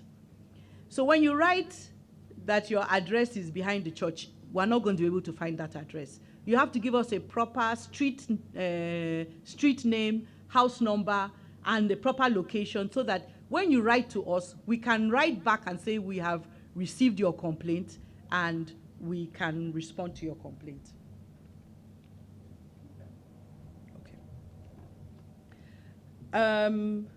Our call center also, we don't have many call agents, so many times pensioners complain that their phone call is not answered. We just plead for your patience and your understanding. Once the call agents are busy, they cannot pick up your line. But if you keep trying, somebody will definitely answer you. And if they don't answer you, then you can call, you can send an email, or you can visit any of the state offices. We hope to improve the numbers in our call center so that we can answer every phone call that comes through. I think it's important to add something about the payment process. You know, the payment process is a very long and rigorous process. So it's important that pensioners know that when you come with your complaint and your complaint is addressed, from the time when your complaint is resolved to when your complaint is going to be paid, whether you're going to be paid arrears or whatever, there's a very rigorous process that involves computation, checking, internal control, that's internal audit will review, and then federal audit, before it then goes to the ES office for another final review. So all those steps are to make sure that the resolution, the computation is accurate, and that what has been calculated and what is due to the pensioner is right, and that all the pension regulations have been duly followed.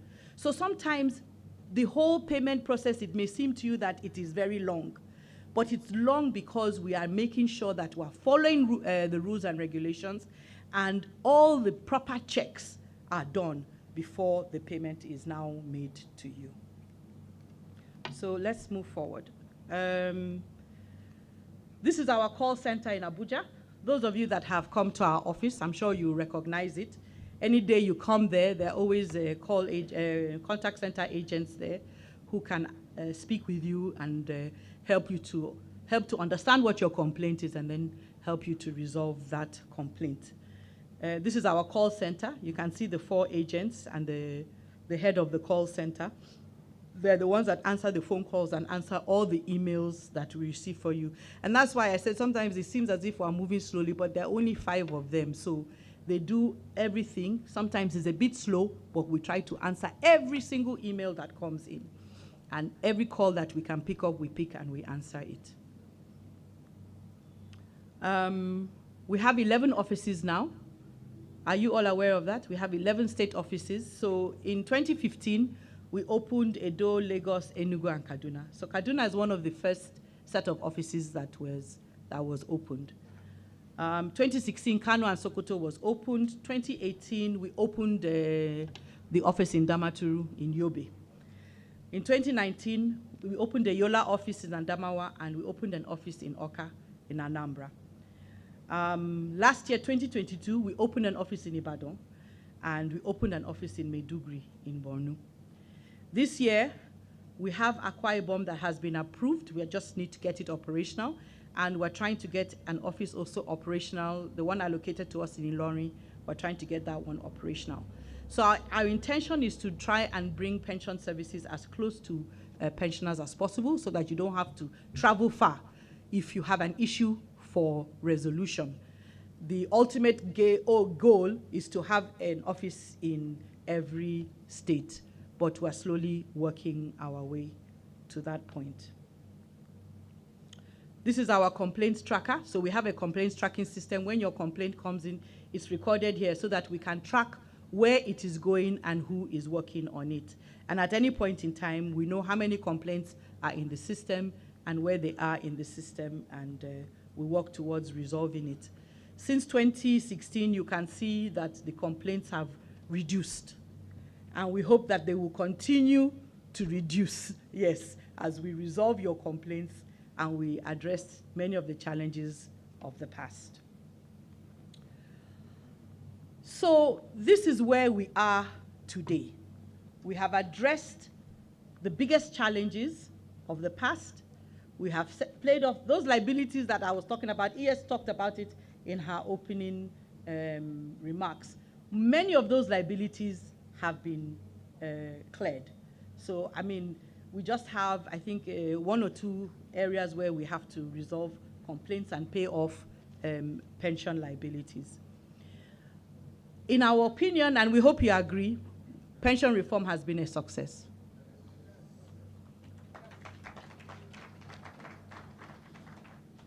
Thank you. Now, we've talked about all the things that we have done. It looks as if we are praising ourselves. But we recognize that there are a lot of things that have come together that has guaranteed the success that we are seeing right now. And the first and foremost, as ES mentioned, is the strong political will and support that we have received from this current administration, and specifically from our president, President Muhammadu Buhari. He has given us everything that we have needed over the last 8 years to be able to deliver the kind of result that we have delivered to our pensioners. We've also been very lucky in the sense that we've had very strong leadership at the head of Ptad. Our current executive secretary and the immediate past and the one that even started the whole story have been leadership that have been committed to the welfare of pensioners, committed to even the welfare of staff, and committed to ensuring that our mandates are achieved. And also the use of resources in a very efficient and effective manner. So we acknowledge our ES, Ptad, Dr. Chioma Ejikeme, and all that she has done over the last 4 years in order to make sure that this mandate was achieved. That has taken us to where we are, and so good so far.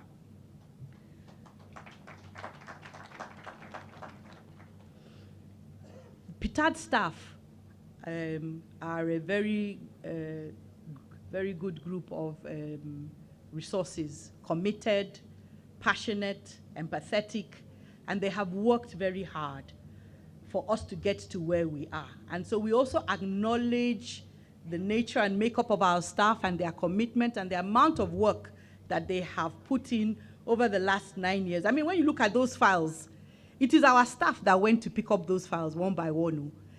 When we went to head of service, we had to use masks to cover our nose and wear gloves to pick those files because of the dust and the nature. Even the ones in police college, it is our staff that have done all of that work. And so we have to acknowledge their effort, their commitment, their passion, their creativity, and their initiative.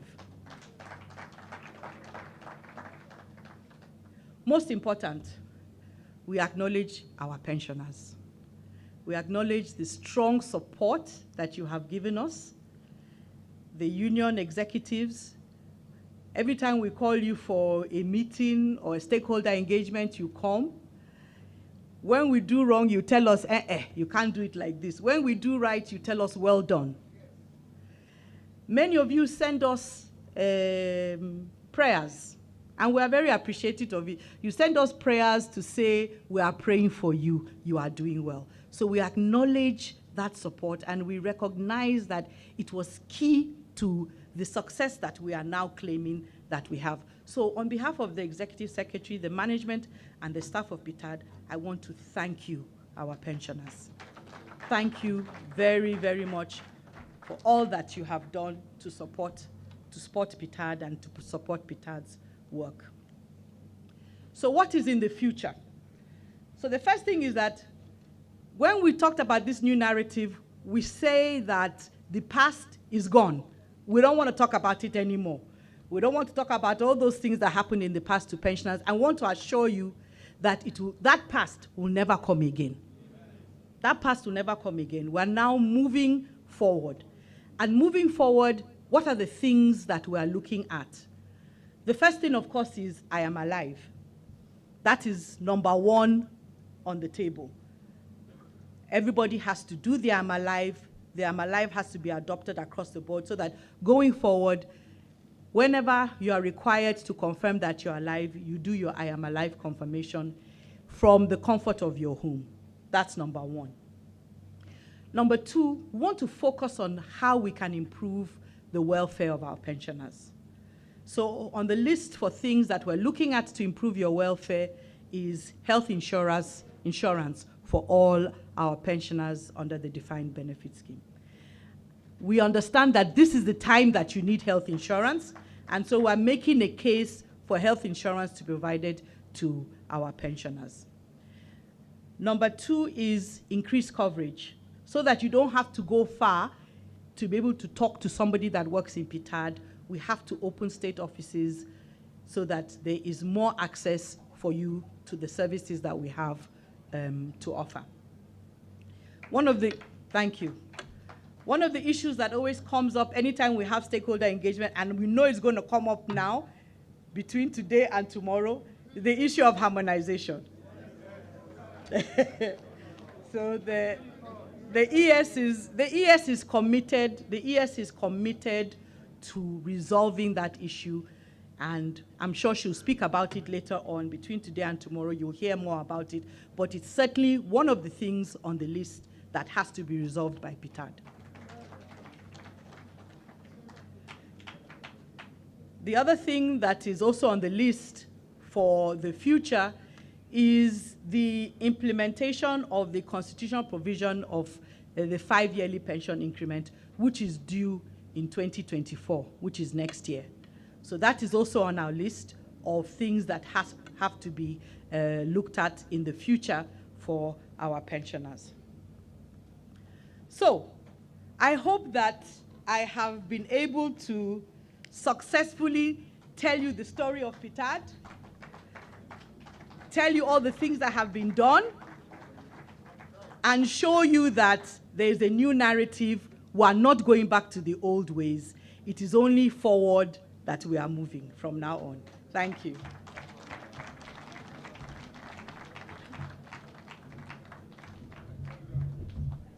Please, a more resounding round of applause for Mrs. Nneka Obiamalo.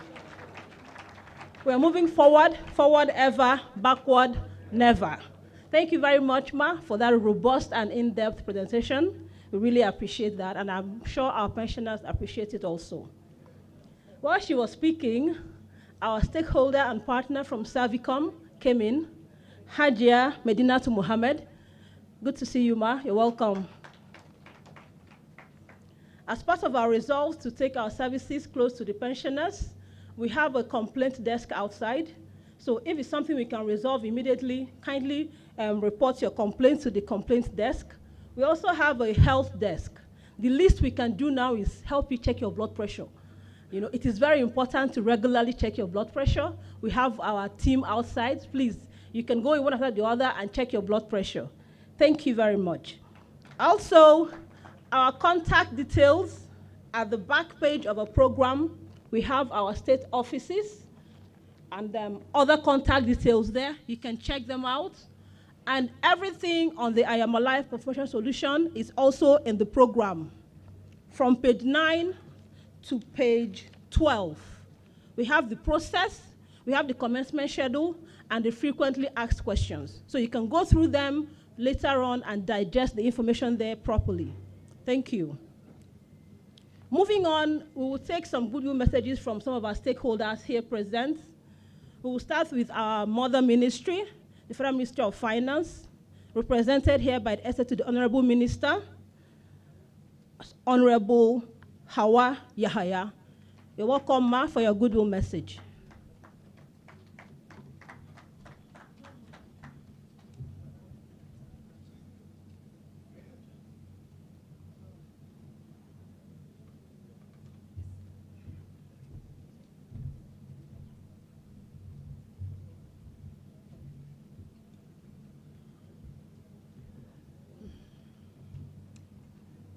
أعوذ بالله من الشيطان الرجيم بسم الله الرحمن الرحيم. Good morning, everybody. Good morning, our fathers here, our grandfathers, our great-grandfathers. We welcome you all.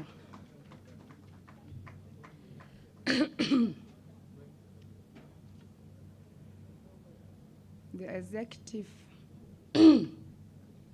Secretary of Ptad, Mrs. Chioma Ejekere, forgive me, yeah.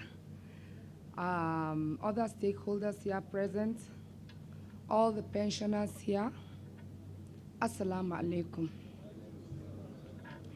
I'm here standing before you this morning on behalf of my minister, the Honorable Minister of Finance, Budget and National Planning, Hajia Zainab Shamsuna Ahmed.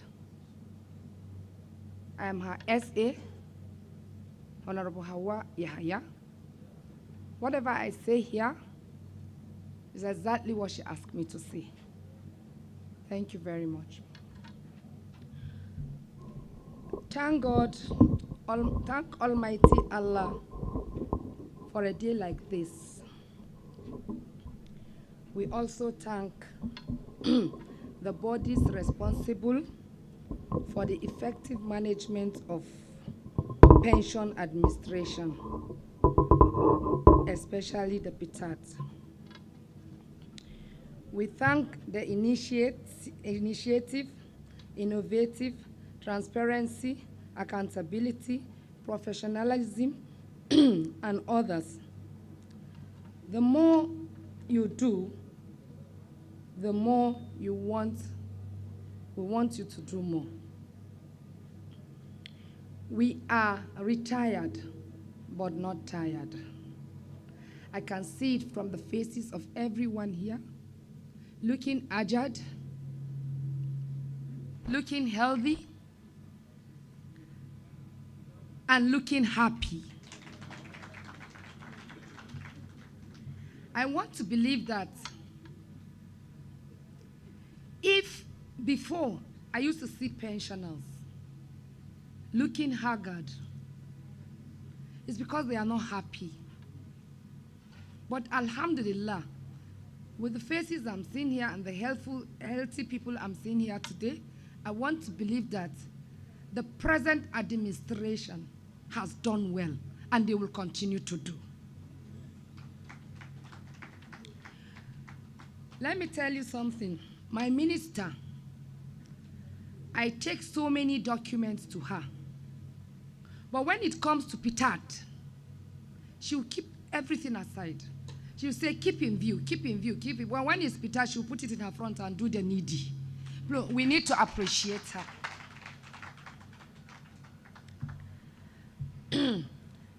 The pension is an age population, which of course we are all indebted to. Giving a conducive living for the aged one, you are as well making it for yourself, because definitely one day you'll be retired and you become a pensioner. So whatever it takes, as you are sitting in the office, always remember that one day you'll be wearing the same shoes with the people that have gone. And for that, you have to prepare whatever is good for them for your own coming, so that it will be a continuity from where others stop.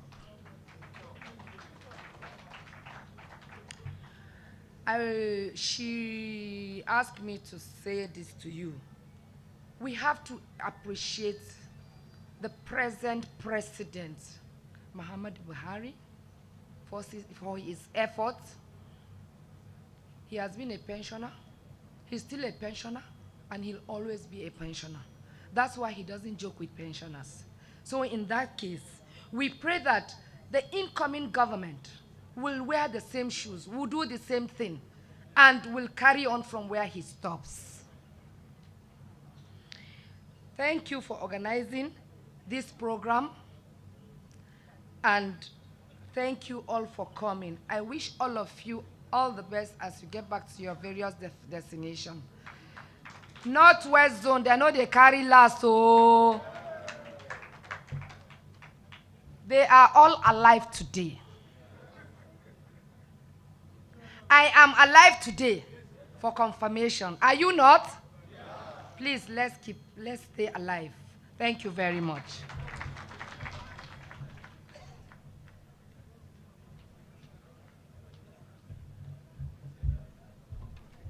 Thank you, Honorable Hawa Yahaya, to the Honorable Minister, Federal Ministry of Finance. Thank you very much.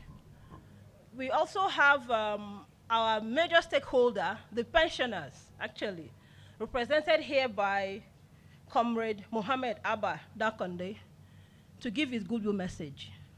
Comrade, sir, let's welcome him as he comes up.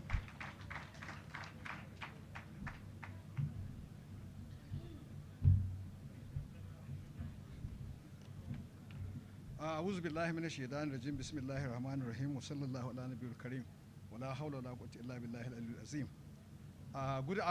It is afternoon now, 3 minutes to afternoon. Good morning, everyone here. The Executive Secretary Ptad, Dr. Choma, I can say all protocol duly observed. The presenter this morning, the way she kept making her presentation, I would say I will start with this. Small time she will mention something. I would put that one aside. I would say I will start with this. By the time she finished, I have marked all what she said as the one I will start with. So I don't know what to say. I became confused. The last speaker now made me to put that aside.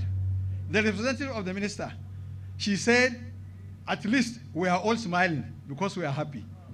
Then she remembered me in those days of failure, suffering and smiling. And I hope it is not so. So I would like to pick from what she said. She mentioned something like she is trying to bring all those things that they did, like she is praising themselves. You are in Kaduna, the town of Ahmadu Bello, Sardauna of Sokoto. When he was declaring open the new Nigerian newspapers, he mentioned that people say it is not good for you to blow your trumpet. But the issue is, if you allow others to play it for you, they will be busy playing for themselves and they will not have time to play for you. So, if you don't mention the good things that you have done, who will come and say it for you? You are praising yourself because you have done something good. Some of my friends, the Igbos, they said, Dr. Chioma, you know that, the lizard that falls down from an iroko tree and does not break its neck, it will praise itself if nobody does. So, here we are. Dr. Chioma, still your people say if one finger touches oil, it soiled the others. You have inherited analog and you are now digital. Why I said that, look at the flimsy files you showed us. Look at how you have made your place. If you have continued to be analog, we would not have reached that stage. So the way you are working, the way you did, it is something that everyone will praise you. What you inherited, among the list, what attracted me is rudely and unduly behavior of pensioners. But you have almost cleared all the inherited issues. Have you cleared that one? The rudely behavior of pensioners? You said it, because you said we are all happy. We are all like this. Assuming it was before, it was from yesterday that we start quarreling.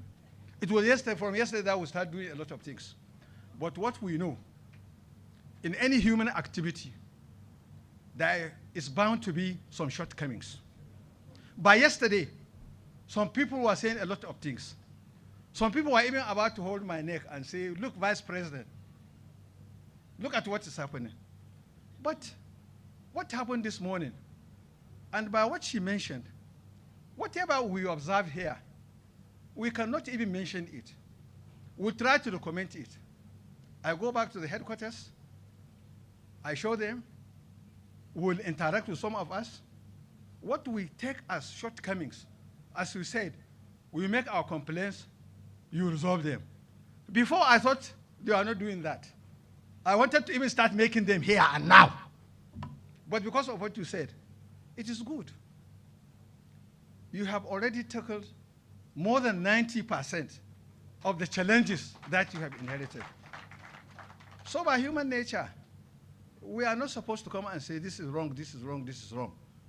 But when we go back, we'll tell the president. I know the president was not here because, number one, his task schedule. Number two, if he were to be here, why am I being Vice President Northwest? I'm supposed to be here because I'm representing him in this zone and the other zones. It is only by chance. If I go to Abuja, he will say, Mr. Dankade, please come, go to Ptad and represent me. He will go there by himself. Or some other staff at the national headquarters that will go with you. So all what we say is, by what we have been seeing, by what we have been hearing, Ptad, through you, to the President Muhammad Buhari, a pensioner like us, and he did a lot for the pensioners, we will say, I don't know, in those days, as comrades, we say Boza. Now we give you 3 Bozas. How we can say it? Yeah. Number 1, Boza, Boza, Boza, to the Ptad, and by extension, to Oga Kota, who will be retiring to the right in the next few days. We hope he will stay well and do well. Some of the things that are done is, there was a time I went to work for a company. That was in 1980. They were in the headquarters in Ibadan, Henneman Publishers. They wanted to buy me a Peugeot 504. It was about 5,000 naira plus. But the dealers will put about 500 naira. And that 500 naira will not be reflected in their budget, in their receipt. So they prepared to lodge me in a hotel for additional 2 to 3 weeks, spending more than that 500 naira in order for the car to come with the correct price. So when I saw you going to Gombe for one person, I remember that. You spend a lot for one person. That shows concern. That shows human touch. You spend about 50,000 to see somebody, and at the end of the day, you give him 5,000 per month. Something like that. So it is not what you spend, but what is actualized. So the human touch you put, we are very happy about that. You reach them, you show them. I was with my former governor yesterday night. You know, they take jumbo pension. He says he's a pensioner, but if you see his pension, they say 50 persons cannot get it in 1 month. So I told him I was coming here because we are doing alive. I said, Kai, this pension issue, this pension. I said, Kai, Peter, they have come with something. They don't want people to suffer. They don't want people to come. They will take you. But they know us Nigerians. Somebody can be dead and they show his picture. I told him, Peter said you do like this. Can a dead person do that? The other one, I said, Peter said you do like this. Can a dead person do that? Then I said, they even remember something. If they say you are paralyzed, you cannot move, they say, okay, do it with your eyelids, do like this. So if you open and close about 3 to 4 times, they will say this is not a dead person. Well, I'm very sorry. As a teacher, I have a lot to say, but time factor. I reserve some of these things. Maybe there will be a time when I will say. But I'm extending the gratitude of the national headquarters. Our president cannot be here this afternoon, I said, or this morning to afternoon and tomorrow. But still, take him by what you said, the presenter, and what the minister said. She hasn't seen any pensioner here haggard. So we are okay. But still, Kuma Fela says, suffering and smiling. There are some people now with some issues, but you have addressed them. That's the part of the suffering. The smiling is when you said you are going to take care of them. And by their seeing their position, they are about in the last 10% or less who have not been treated. And by the grace of Allah, they will do that. So I would like to commend you for this, and we thank you for this, and we hope and pray that all you have been put in to reach this stage, may Allah make it to continue. May Allah make it to continue. Thank you very much. Thank you very much.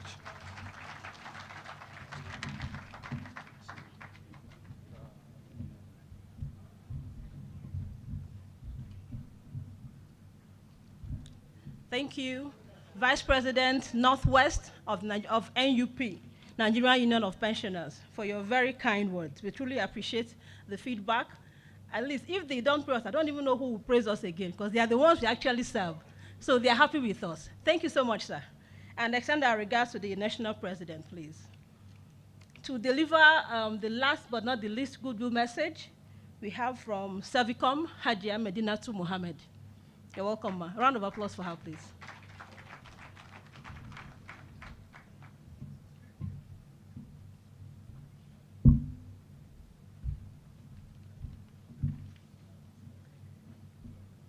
Assalamu alaikum wa rahmatullahi ta'ala wa barakatuh. Greetings, I bring greetings from the National Coordinator, Servicom Presidency.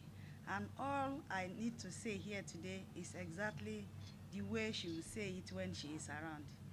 The Executive Secretary, Management and Staff of Pension Transitional Arrangement Directorate, our esteemed senior citizens, the pensioners and other stakeholders, distinguished ladies and gentlemen, Assalamu alaikum once again. I bring you greetings from the National Coordinator, CEO, Mrs. Nnenna Akajemili, and the entire management staff of Servicom Office Presidency. Thank you for the opportunity to deliver this goodwill message on behalf of the Servicom Presidency at this very important forum. The Pensioner Transitional Arrangement Directorate, Ptad, has played a significant role in ensuring that pensioners in Nigeria under Ptad receive their pension entitlement in a timely and efficient manner. This has been achieved through the implementation of various initiatives, including the verification exercise, payment of arrears, and the introduction of a pensioners' biometric verification program. The Servicom Presidency recognizes Ptad's effort and commitment in ensuring that pensioners get what is due to them by introducing innovative initiatives such as I Am Alive confirmation solution to simplify the pension verification processes. We commend your dedication and hard work in addressing the challenges faced by pensioners in the country. We acknowledge the immense contribution of our senior citizens who have served our great country in various capacities, and we believe that they deserve to enjoy their retirement with dignity and respect. Once again, we commend the relentless, demonstrative, and innovative efforts of the Executive Secretary, Dr. Chioma Ejikeme, and the entire staff of Ptad towards ensuring improved service delivery to our dear pensioners. Thank you for listening.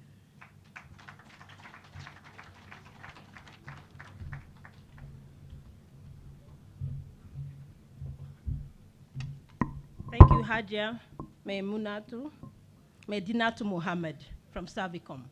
Thank you to all the stakeholders that extended goodwill messages. Please kindly extend our warm regards and gratitude to the Honorable Minister of Finance, to the President of NUP, and National Coordinator Servicom. We truly appreciate your support, as always. Thank you. Moving on, one of the issues we've had, or controversial issues in Ptad, is pension computation. Some pensioners do not understand how their pensions are being computed, the parameters used in computing their pensions, as well as pensionable emoluments.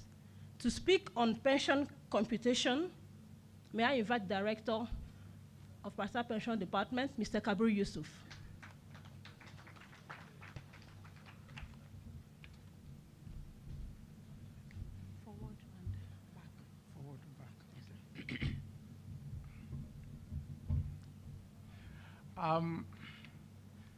While standing on the protocols that have been duly established, permit me, my fathers, mothers, and aunts that are here, to say, may the peace and blessings of God be upon you all.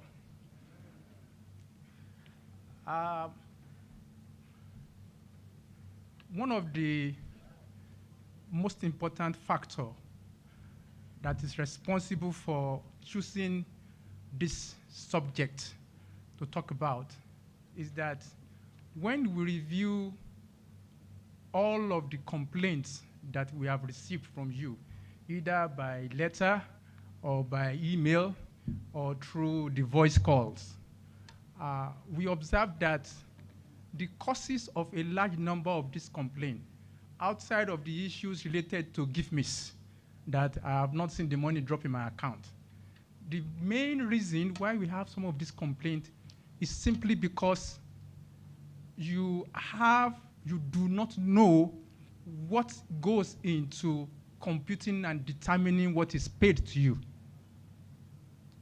And either for lack of understanding, that is, maybe they show you the document and you don't understand, or for not knowing what goes into it, we spend a long time in being able to get your complaint resolved, because until you accept that what we explain to you is the correct thing, you won't stop making those complaints.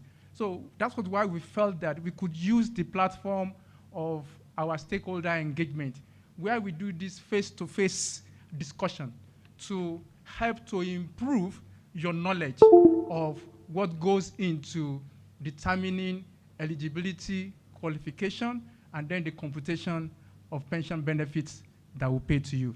Some of the time, these complaints come from your wrong belief that some entitlement, it is Ptad that must pay it to you, when it is not within our power to do so. And then some of it also comes from some of the inherited wrong management of pension when it was still being managed by the respective board of trustees that were managing your pension. And you believe that because they were paying you that amount must be sacrosanct and Ptad must continue to pay it. But if it is not justified by appropriate parameters, there's no way Ptad can pay it. Some of you that have had cause to have interface with us, you know one of the things we used to say is that if you have a right to 1 naira, Ptad does not have any right to deny you that 1 naira. But if you are not entitled to shishi,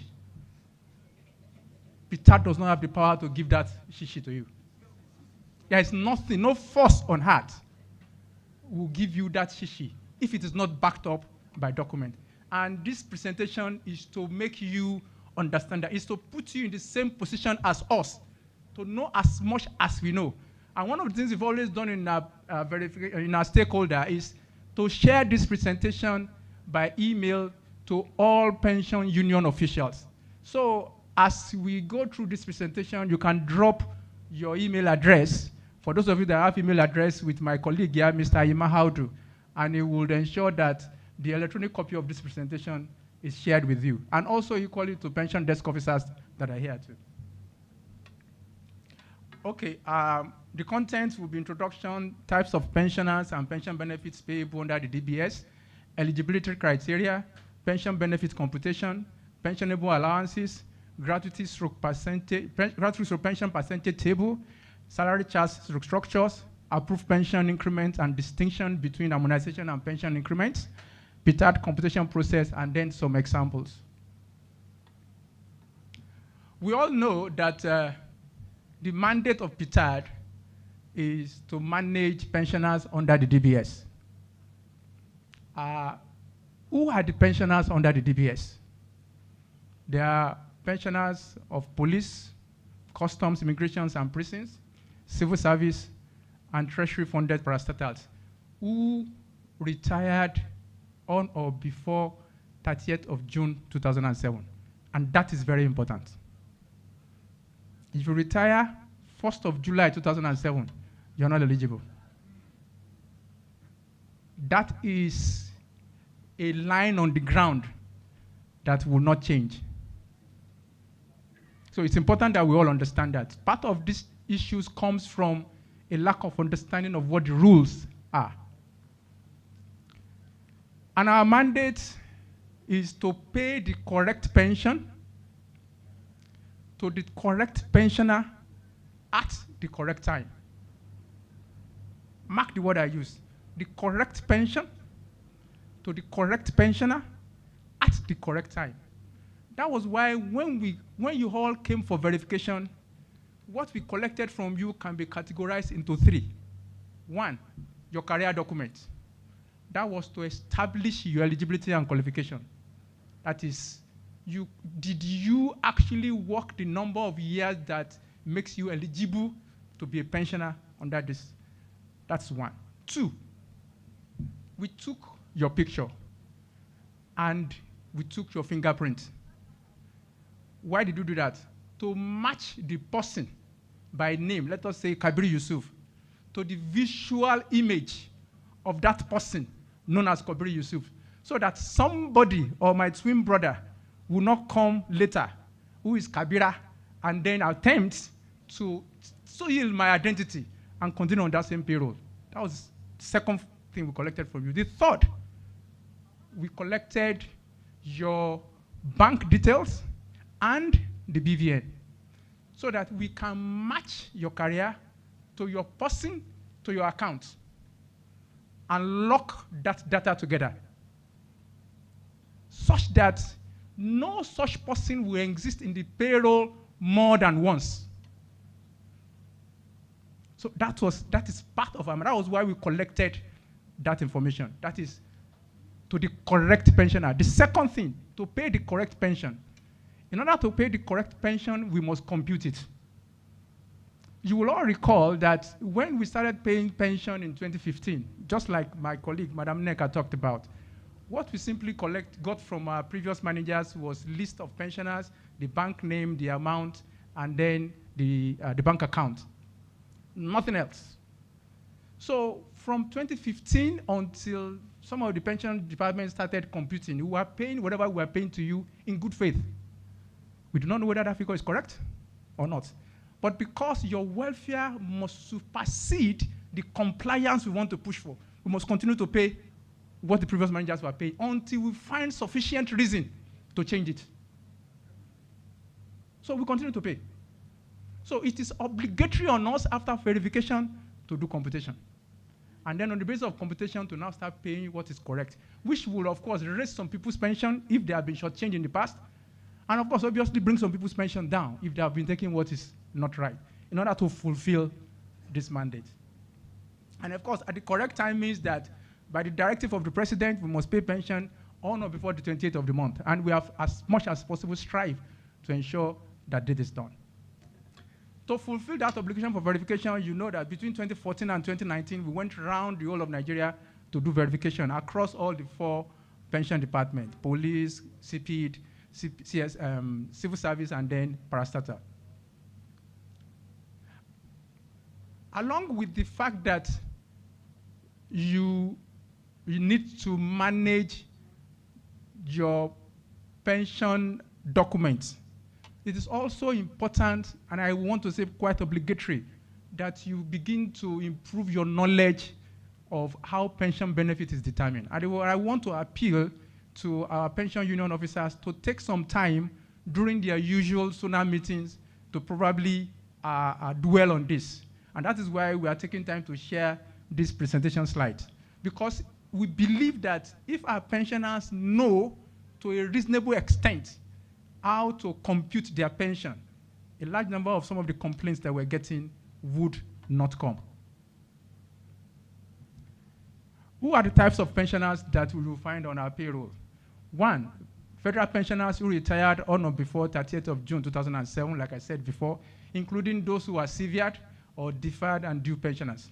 2, state pensioners with federal share who retired on or before 31st of March 2011 or later in the case of parastatal pensioners.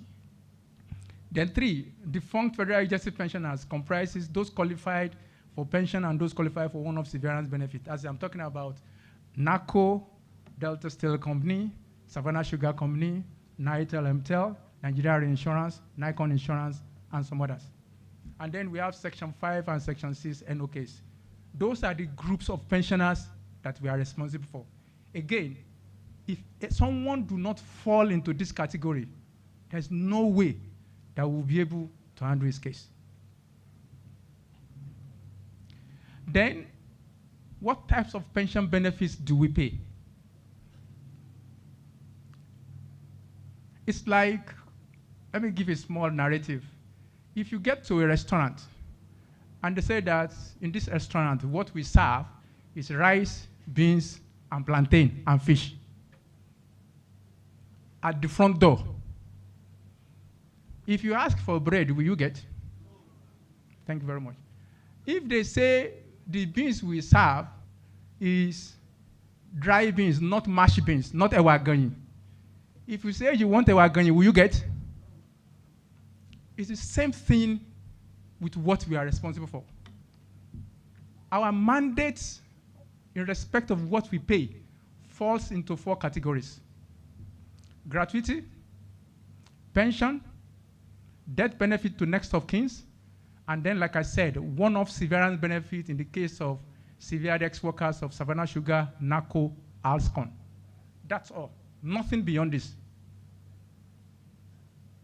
If your former employer, before you were retired, owed you leave allowance or relocation allowance to your place of retirement, Ptad can't pay it. In spite of our commitment to your welfare, we cannot take one shishi out of our money to fulfill that. What we can only do is to advise you where to go to. So it is important for us to understand this, for us to have a shared understanding of what we are responsible for. Because we get a lot of letters asking for things that, even though we would have wished we could help, but by virtue of government rule and our mandate, there's no way we could handle it. Then we come to eligibility criteria. Before I go into this subject, I think, to the best of my knowledge, pension happens to be one of the only services that is strictly guided by law from A to Z. Either by law, by circular, or policy. It is not subject to the whims or caprices of any individual. If you want to make any recommendation, you must reference a law, you must reference a circular, or you must reference a policy. And that is why sometimes when Ptad makes responses to your requests, it would appear to you as if, why can't these people just help me? The elders will say that when fire is burning both the mother and the child, the mother needs to put out the fire on himself, on herself, but we can put that out of the one on the child. We can only transfer power that we have to helping you. We can only exercise the power that we have to helping you. If you don't have that power, we are helpless, just as you are. So it's important that both of us share that understanding. What are eligibility criteria to fall under DBS? 1, federal pensioners who retired before 30th June 2007, like I said. 2, state pensioners with federal share, that is those who work with both federal government and state government, who retired on or before 31st of March 2011. And then to qualify for gratuity, you know that at some point, you would have to have served either for 5 years and above. And to qualify for pension, you would have to have served either for 10 years and above. We are all aware of that. Between 1977 and 1992, the qualifying period for gratuity was 10 years, and for pension was 15 years. We all remember.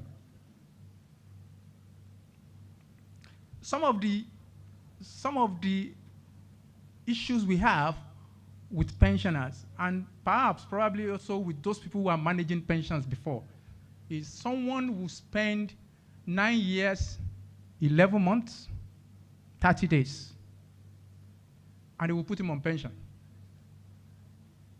saying that they exercise the right to approximate to 10 years. The law states clearly, and I'm happy that the oracle of pension law under the DVS is right here with us. Pastor Osiago, with all due respect, sir. The law on qualification for either pension or gratuity states clearly that before you can approximate, you must meet the minimum qualifying period first. You cannot approximate until you meet the minimum qualifying number of years, either 10 or 15 years as applicable. Now, if you spend 10 years, 6 months, our application will approximate to 11 years. But if you spend 9 years, 11 months, 30 days, it will bring out an error, P not qualified. That is the law. We did not create it. It was handed over to us, and we are reading it just like the book of Mark, Matthew, and the chapters of the Quran. We don't have the right to vary such. So it is important that we all try to understand that. We've had experiences where previous managers had to mismanage this process and create a lot of incongruences in the records. Then, pension benefit computation. What do we need to compute the benefit of a pensioner? One, the length of service. Date of first appointment, date of last promotion, date of retirement. Two, like I said, the date of retirement, because the law says that it is your exit pay that will be used to determine what will be your gratuity or pension. Three, grade level and step at retirement. Four, applicable salary at retirement. And five, statutory pension increments by government. Here, I would also like to clarify, it is not the totality of your salary when you are an active worker that is used to determine your pension. It is some elements inside that total salary that is used. So, for example, if you are getting entertainment allowance, you are getting hazard allowance, you are getting headache allowance and stomachache allowance while you are an active worker, sorry, it's not applicable when you become a pensioner. There are very strict and distinct elements of your salary that goes into determining your pension, and I will highlight them here. These are it. Your annual basic salary, your annual rent, 40% of basic salary, your annual utility allowance, your annual transport allowance, your annual meal allowance. This will be what you find for majority of pensioners, except those who are on grade level 15 and above, where you have annual domestic staff allowance. 1 for 15 and then 2 for 16. Outside of these allowances, my dear parents, nobody can hide any other form of allowances to determine your pension. If they do, what you will get is wrong. And if you have not been discovered, the noose is tightening, because you probably will be under parastatal, and we are carrying out a process to recompute your monthly pension. This is what the law says. And this is what we are obliged to implement. A large number of the issues we've had with some specific pension groups has been to what goes into these elements of pension computation. A large number of the misconceptions that we've had with you has been on the basis of this. Outside of where did you retire, date of retirement, outside of that, this is where the major problem comes. This is the gratuity and pension computation table for applicable 1977 to 31st of May 1992, and then from 1st of June 1992 to date. And it talks about, it indicates the percentage of what we use to determine gratuity and pension as a percentage of your final pay. This is part of the annex on the pension law of Pension Act of 1990. It is at the back. I did not cook it up. If you get the Pension Act of 1990 yourself, go there, you will see. And like I said, we share this information by email to all of the pension union officials that indicate interest. Then we come to salary charts and salary structures. If we leave the issue of eligibility period, and then we leave the issue of allowances that goes into computing your pension, the other issue has always been the issue of salary structure. We have a lot of complaints of people who say, my pension was computed on the apps of 2006, but eventually I did not leave the office until March 2007, when another apps has come into being, and I have been shortchanged since then. What I've listed here is all of the major and general salary structures that goes into computation of pension under the DBS.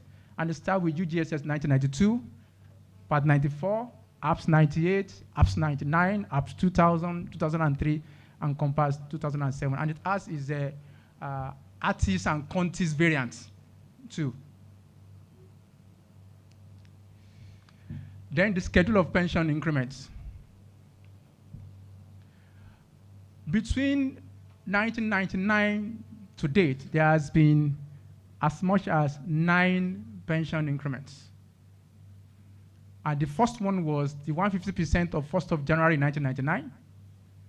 The second was 30% of 1st of January 2000. The next one was 142% of 1st of May 2000. Then we have 19% of 1st of May 2001 that is only applicable to university, education, and research institutes. Then we have 6% of 1st of October 2003. We have 15% of 1st of January 2007. We have the very popular 33% of 1st of July 2010.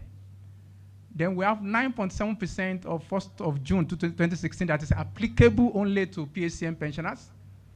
Then we have the, again, very, very well beneficial and welfare-focused conscription pension adjustment, which was took effect from 18th of April 2019.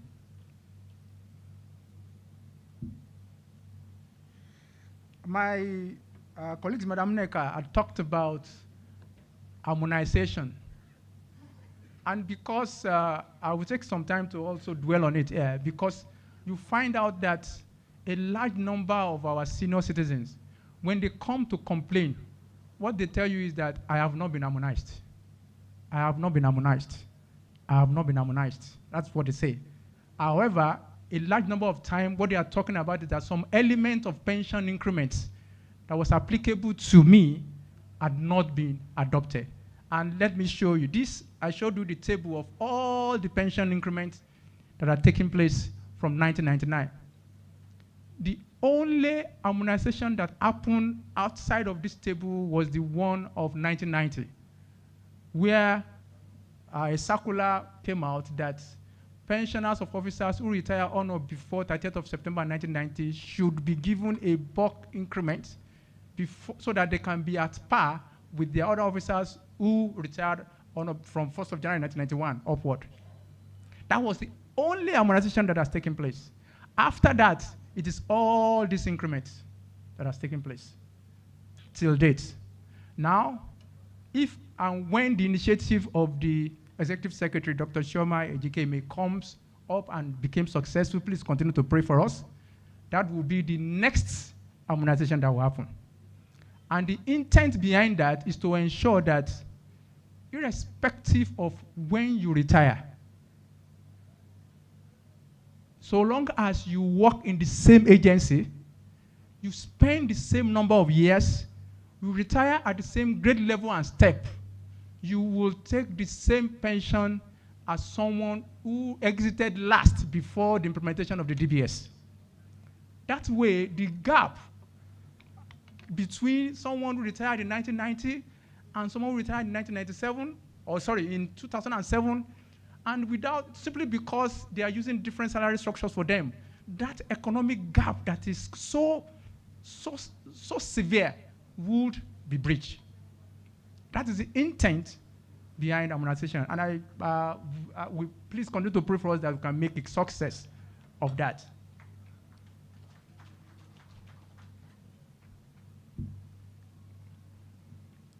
Now, having established all of the parameters that goes into computing your pension, it's also important that you understand the process that we go through.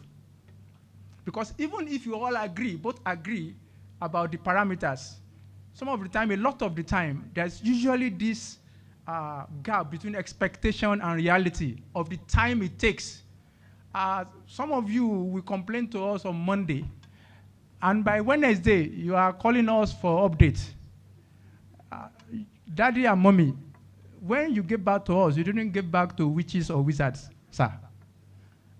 It is only human beings you get back to. And human beings work methodically. It is impossible for us for someone to put into his mouth beyond what his mouth can take. We have a limited number of time, we have number of staff, and we have limited hours within the day. As you are making your complaint, a number of other senior citizens like you are also making that complaint. And in order to ensure that our results, our outcomes are consistently complete and accurate, it must go through a distinct and rigorous process. So it cannot come, we have not gotten to the point where electronic witches and wizards will be computing your entitlement. So it will take a bit of time for that, for the process to be implemented and for you to get the results. Now, this is the process that your complaint goes through. We have talked about verification to capture required data and information. 2, then we talk about validation, because it has been proven that when data is manually gathered under a manually designed process, you cannot have absolute assurance of 100% accuracy. So when we get back to the office, we validate what we capture on the field to ensure that when we use it to compute your entitlement, it will come out with the correct figure. Then 3, we come to computation, which is largely automated. 4, then we come to calculation of your pension arrears. 5, it goes through a checker process to gather further assurance of accuracy of the benefits calculations. 6, the internal audit, followed by the federal audit. It might interest you to note that Ptad is one of the very few agencies of government that day in, day out, officers of the internal audit, that is Accountant General of the Federation, and officers of the federal audit, that is Auditor General of the Federation, sit in daily reviewing our process. I don't think there is any other agency, probably except NNPC, that have such kind of rigorous process. In all other ministries, departments, and agencies, it is post-transaction audits that they do. That is when the year has ended, they come around February or March, and they come and check your book. But here, they do pre, and then they do post. So that is part of the rigorosity of the process that we go through. For whatever computation we do, if the internal audit and the federal audit does not clear it, sorry, it can't move. Then after that, we compile, seek approval from the ES, and pay based on availability of fund. Then I want to show you some practical examples. As they will say Ghana, Fiji, am I right? Thank you. Seeing is believing. I have an example of Mr. Wazobia, who was born on 1st of January 1960, joined the Federal MDA on 1st of January 1980, and retired on 31st of December 2002 on grade level 10, step 10. His entitlement will be calculated thus. Length of service is 23 years, you can all see. Total final emolument, if you see APS 2000 salary emolument chart, I will show it to you now. Okay, that's it. At the bottom of that table, 396,972. That's taken from the APS salary structure. That's why I say we can't cook up any figure. You must have a verified document where you are bringing it from. So that's the total final emolument. Then gratuity, 204%. If you go to that gratuity table that I showed you, you will see it there too. His gratuity is 204% of the total final emolument, which comes to 809,822.88. And then his annual pension, mark my word, annual pension is 56% of 396,972, which comes to 222,304 naira 32 kobo. So when we divide the annual pension by 12, we get his monthly pension, which comes to 18,525 naira 36 kobo without any pension increment. This is the position at the point of retirement. Then we apply the pension increment. You know, pension increment, you can only get increment that is effective after you have retired. You cannot be an active worker and get pension increment while you are an active worker. It's not possible. So that is why all increments have their effective dates. Now, for our officer here, because he retired, as you can see, on 31st of December 2002, all increments up to 31st December 2002 is not entitled to it because he was a worker. So he would take his first increment is the 6%. That's the one of 1st of October 2003.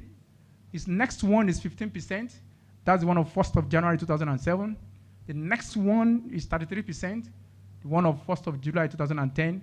And the last one is the consequential pension adjustment, effective from 18th April 2019. By application of all of those increments, his pension moved from 18,525.36 to 35,061 naira 61 kobo.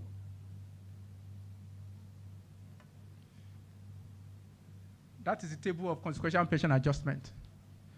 Then we use a second example, a state pensioner with federal share. In the Civil Service Pension Department, a significant percentage of pensioners on the payroll are state pensioners with federal share. Those are people who are formerly working with the Western region up to the time that state creation was done. And then some of them automatically became employees of the state government at that time. Now we have example of Mrs. Wazobia, who was born on 5th August 1955, joined the state ministry on 7th July 1971, and retired on 30th of June 2006 on grade level 12, step 2. Our entitlements will be calculated thus: length of service, 35 years, total final emolument, 287,928 naira, gratuity, 300% of 287,928, which comes to 863,784, and then annual pension, 80% of 287,928, 233,424. And then to calculate the federal period is 58 months. The state period is 420 months. Federal gratuity is 58 over 420 multiplied by 863,784. That's 119,284.46. Federal annual pension, 58 over 420 multiplied by 233,402.4, which equals to 31,809.19. And then this federal monthly pension will be 31,809.19 divided by 12, 2,650.77. And then the pension increment calculations will be 15% pension increment, 33% pension increment, and then the consequential pension adjustment, which now raised the pension to 12,747.36. One of the clear ways to demonstrate the impact of the consequential pension adjustment is you can take a look at retirement. The federal share of our pension is 2,650 naira 77 kobo. Because when you look at the total number of months, she spent only 58 months out of 420 months with the federal government. That is what you find with a large number of us stay with federal share. Their number of years with federal government is usually so small. So the quantum of their pension is usually very small. But by virtue of the consequential pension adjustment, the pension has moved from 2,650 to 12,747 naira.36 kobo. There is no form of percentage that can move pension from 2,000 to 12,000. It can only be absolute figure. And that was initiative and creativity and the commitment that was demonstrated by Ptad that went into the design of the consequential pension adjustment. The harmonized pension increment is 12,747.36. One of the things that we usually request from our state with federal pensioners is what we call the Auditor General's stamped computation sheet. Why? Because for a large number of you, most of the time you retire at the state. You start your career at the federal level and you retire at the state. The state has the total knowledge of your career record. So they are the one in best position to compute the whole of your entitlement and determine what is the quantum of element that belongs to the federal government. So this sheet, this computation sheet helps us in taking appropriate figures from that to now determine what we should pay you. I hope I have done a bit of justice to this topic. Thank you very much.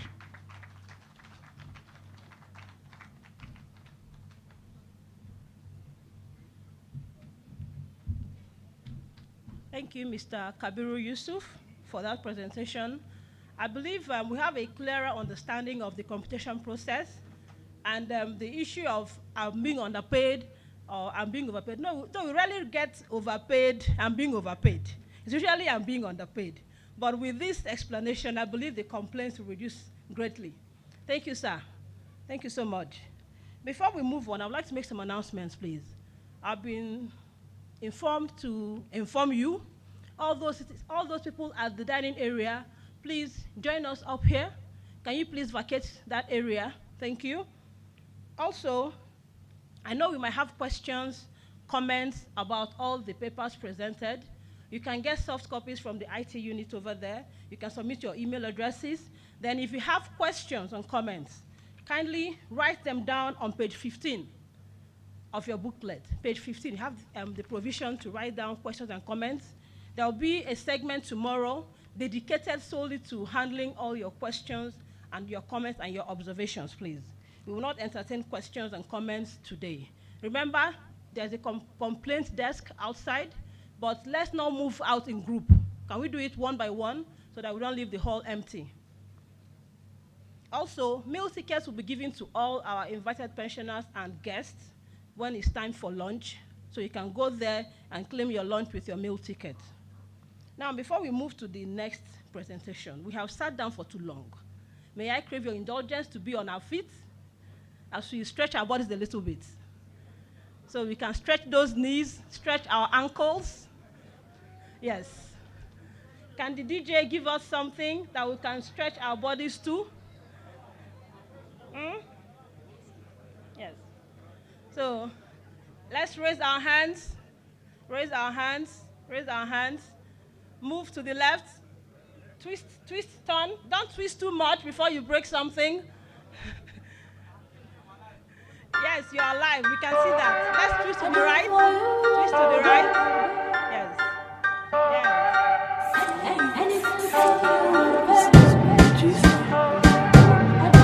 That's a little bit. Shake your legs. Shake your legs. Shake your legs. I've done the most to get your attention, pretty girl. I've done a lot for your love, baby girl. But it be like say you fancy bad boys, darling. That's okay, that's okay. You say I'm cool, but you want the bad boys on me. I go change for you. I go bad for you. I feel change my style. Oh, I go change for you. I go bad for you. I feel change my style. Call me if you need somebody. Oh, somebody. Call my phone if you feeling freaky. Oh, love me if you feeling me, baby. Oh, oh, baby. I go dance for you if you feeling funky. Oh,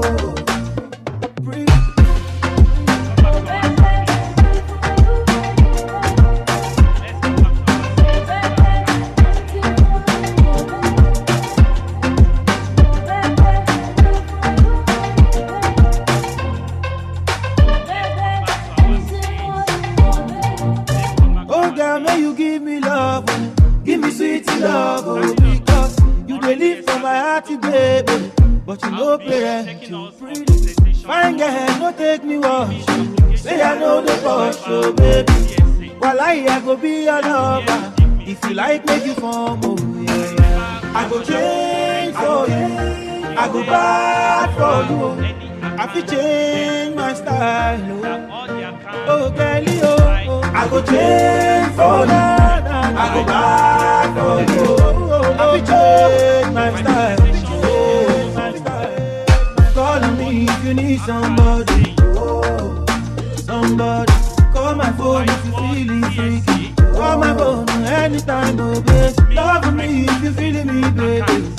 Feeling me, baby. Oh, baby. I go dance for you if you feeling funky.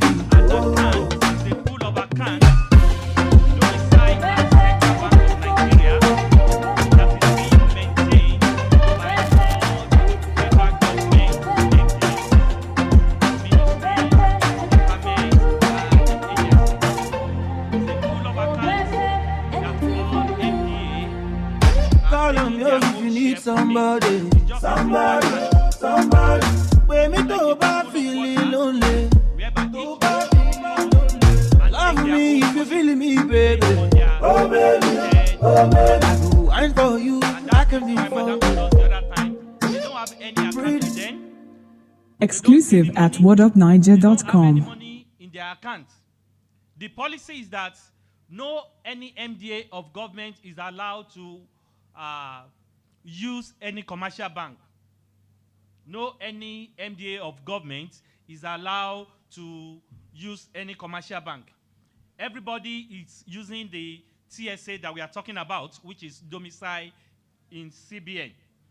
And when your allocation is released, it's just for you as an agency to go to the pool of the account, take your own, and the beneficiary, it goes directly to the beneficiary. So no any MDA operates any account. So I'll be taking us GIVME's application as driver of TSA, and it's a presentation that is being presented here. We'll be looking at the objectives of this presentation. Then after this, we'll be going through the introduction. We'll look at GIVME's benefits. We'll also look at the PFM circle and GIVME's. We will now look at GIVME's payment routes. Madam has said they will upload the payments on GIVME's, and all the beneficiaries will get their payment. The process of uploading the payment on GIVME's will be explained to us in this presentation, and all the processes and what takes place after the uploading, we'll look at them. We'll also be looking at causes of delay and failure. Madam also said during her presentation that the moment they upload, it's left for CBN to pay. There may be some delay along the line, which is out of their own pocket. So I'll be explaining what causes all this delay. Then we'll look at the way out of all this. Then we'll be concluding, and if time permits, maybe we can ask few questions if the moderator allows. So,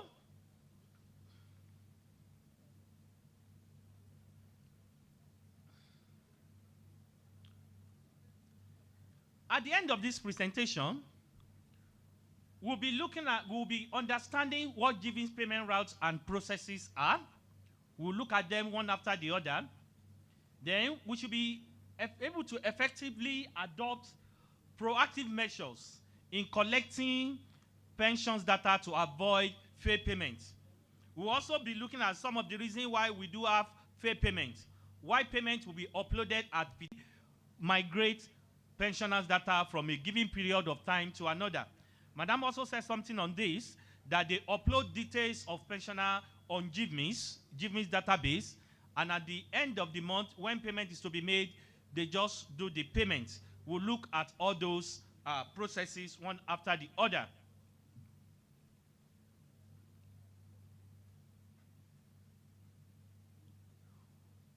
What is GIVME's? We've been hearing GIVME's. GIVME's is not an English name, it's an acronym of some words that are formed together, and it is called Government Integrated Financial Management Information System. It's a subset of Economic Reform and Governance Project that was established in 2003. Economic Reform and Governance Project that was established in 2003. So it's a PFM reform. It is an application that supports public financial management through modernizing physical process, using better method, techniques, and information technology in the management of government resources. So GIVME's is a public finance management application that uses IT in ensuring that government finances are properly managed. It's just an IT application that is deployed to manage the resources more effectively. As we all know that computer is a system that makes our work easier. So also this application, it makes the work easier. All issues that have been arising before the reform in Ptad and public finance management, all these issues have been taken care of by the introduction of this application. So it's an IT-based solution for financial management and accounting that is being implemented by the federal government of Nigeria. It's an application that is owned by federal government of Nigeria. It's not a private organization application. This GIVME's is owned by federal government of Nigeria, and the essence of deploying this application is to improve public finance expenditure management processes. How to improve it. the application is deployed in order to improve this and to enhance greater accountability.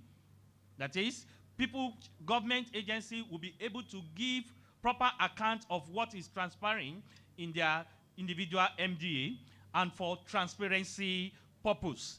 There will not be hidden thing. Everybody can see what comes in and what goes out. What is paid to everybody. The record is there. There is nothing like maybe a fire incident happened and the whole paper got burnt. There is nothing like that. It's an application that if you come back there in 20 years' time or in 50 years' time, you will still get the record. We have a data center that is managing that. We have at least 2 across the nation. If one goes down, the other one comes up. So you can always go back to olden days files where you will see all the record of what has transpired in the previous time. Then it also eliminates cash transaction. The deployment of this application eliminates cash transaction. Before, payments are made at the cash office to individual beneficiary. But these days, it is end-to-end, it's an electronic transfer, end-to-end, there is no intermediary. The moment the payment is done at Ptad or any federal government agency, the money, the instruction goes to CBN, and from CBN, it goes to individual beneficiary accounts. So there is no any intermediary when transaction is done. You don't need to come to any office to see anybody. Everything is done. So far, they have your record. When it is uploaded, the payment comes to you when it is uploaded on the system. It also reduces significantly delays in payments. The moment this is done, if the money is available, if there is warrant that has been released, the moment it is done, in less than a few minutes, individual account holders get their money. I remember sometimes ago in 2014, when I went to Lagos to support an MDA in respect of Jimmy's, they've had a kind of delay for some weeks. They've not gotten their money because they've not migrated into the application. So they were like, if we do this payment today, how long is it going to take for us to get our money? Do you know, before I left the place, when we finalized the payment, everybody have started receiving alerts. So they were happy. So this is the reform that the application has brought. That is, it reduced delay in payment. It reduced delay in payment and also achieved economy and efficiency in government financial transaction, and also enhanced real-time reporting and improve quality of reports. The moment this payment is done on the system, the organization can generate a report to know which one have been paid, which one have failed, and so on and so forth, when everything is working perfectly. We have been talking about public finance management cycle. We can see the cycle. I don't need to bug us with all this one because we don't need it. So this is the public finance management cycle, where when there is budget preparation, money is expended, the reporting, and so on and so forth. So you can see we don't need all this. So let's look at the process when our money is paid. Okay, this is the Jimmy's payment routes. Let's look at it one after the other. The MDA there, let's assume is Ptad. Let's assume the MDA there is Ptad. And we can see Jimmy's, the application that is being used by all the agency at the center. So Jimmy's, Ptad logging into the application. They prepare all their payments, which is sent to CBN. An instruction is sent from Ptad saying that, okay, pay the following beneficiary so amount of money. Then when the instruction is given on the application, the instruction goes directly to CBN in the pool of accounts that we call TSA to take the amount of money that is requested to be paid, and the payment goes to individual commercial bank. If we look at that diagram, we will see a word called remitter. When instruction is done at MDA through Jimmy's application, there is need for a courier service to take the mandate to CBN, and from CBN to take the money to individual commercial banks. That's the function of remitter over there. Remitter is a private organization platform which we take instruction from MDA, take it to, just like a post office, it will take it to the CBN. Then from CBN, it will take the money to different commercial banks so that beneficiary can get their money. So when all these things are done, after beneficiary have been paid their money, there is what we call reconciliation at OAGF, where settlement of reconciliation of all accounts is done centrally. You know, everybody is spending from the same pool of accounts, so it is expected that reconciliation is done centrally. So if there is any failed payments,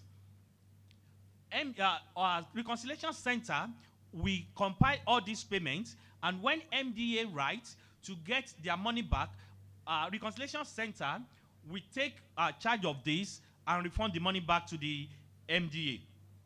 That's the process that takes place in GIVMIS. When payment is done, it goes to CBN, from CBN to central bank, from central bank to individual beneficiary. Then, after beneficiary have received their money, or maybe the money goes back, in case maybe the money failed, the money go back to CBN, so a reconciliation take place, and Office of the Accountant General have the record of all the details of those transactions. So, let's look at some of the causes of delay in pension payments. What are those things that normally causes delay? Number one, incomplete checking of pensioners' bank accounts. What do we mean by this? You know, due to typographical error, human error, while typing the account number, at times, some figures might be omitted, or some figure, maybe you want to type zero, figure 0, you type alphabet 0. You know, there is difference between alphabet and figure. So when this thing gets to bank, the bank will not recognize alphabets, and definitely the money will fail. That's one of the reasons, because it's an incorrect figure. Then when the account number is not complete also, this one can also lead to delay in payment or failure of payments. So these are part of the areas whereby we normally have delay or failure in pension payments. So it is expected that when we are giving our details, we should ensure that proper details are captured.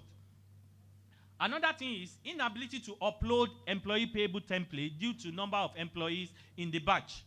You know, at Ptad end, when they want to upload payments of pensioner, I believe they normally upload probably by either state by state or agency by agency. And you know the number of people, number of retirees that we have. So while trying to upload it, you know, it's an Excel format. While trying to upload it, there may be some error. There may be some error that will not allow them to be able to upload properly. And also, when they are uploading a voluminous number of people, it may take a while before this thing can be done. At times, they will have to break the file into small parts for them to upload it. And in the process of doing this, there may be some mix-up. So this one can also cause delay in payments. Then also, at times, there is a colon whereby each employee is given a unique code, a unique identifier. So when this unique identifier is wrong, the system will not recognize it. It will throw it up. It will throw it out. So this is one of the reasons why we also have failed payment also. Then failed payment characterized by invalid account number. I've said that before. Maybe when the account number is not valid, when it is wrong, the system will not accept it. Probably instead of maybe UBA, you put Skybank. Your account number might be correct, but instead of putting the code for UBA, they put Skybank. When this money gets to UBA, when it gets to Skybank, you will not see the account number because that account number does not exist in Skybank. So that payment will definitely fail. So putting wrong bank code is also another issue that causes a delay in payment. Another thing is dormant accounts. When you have not operated your account for some couples of months, the bank goes into dormant. And when payment goes to this account, it will not enter the account because the account is already dormant. So this is one of the reasons why we also have failed payments. And another issue that we have that we all know is a general problem. as a country, we have not actually developed our IT to the level at which we are today. We can see all what happened when we started Naira cashless policy some months ago. You can see what happened. At times, you will transfer money to people for 2-3 days, they will not get the money. It's not that the account is wrong or anything is wrong with the account number. It's because of connectivity issue, the network issue. Bank also at times, they have some downtime.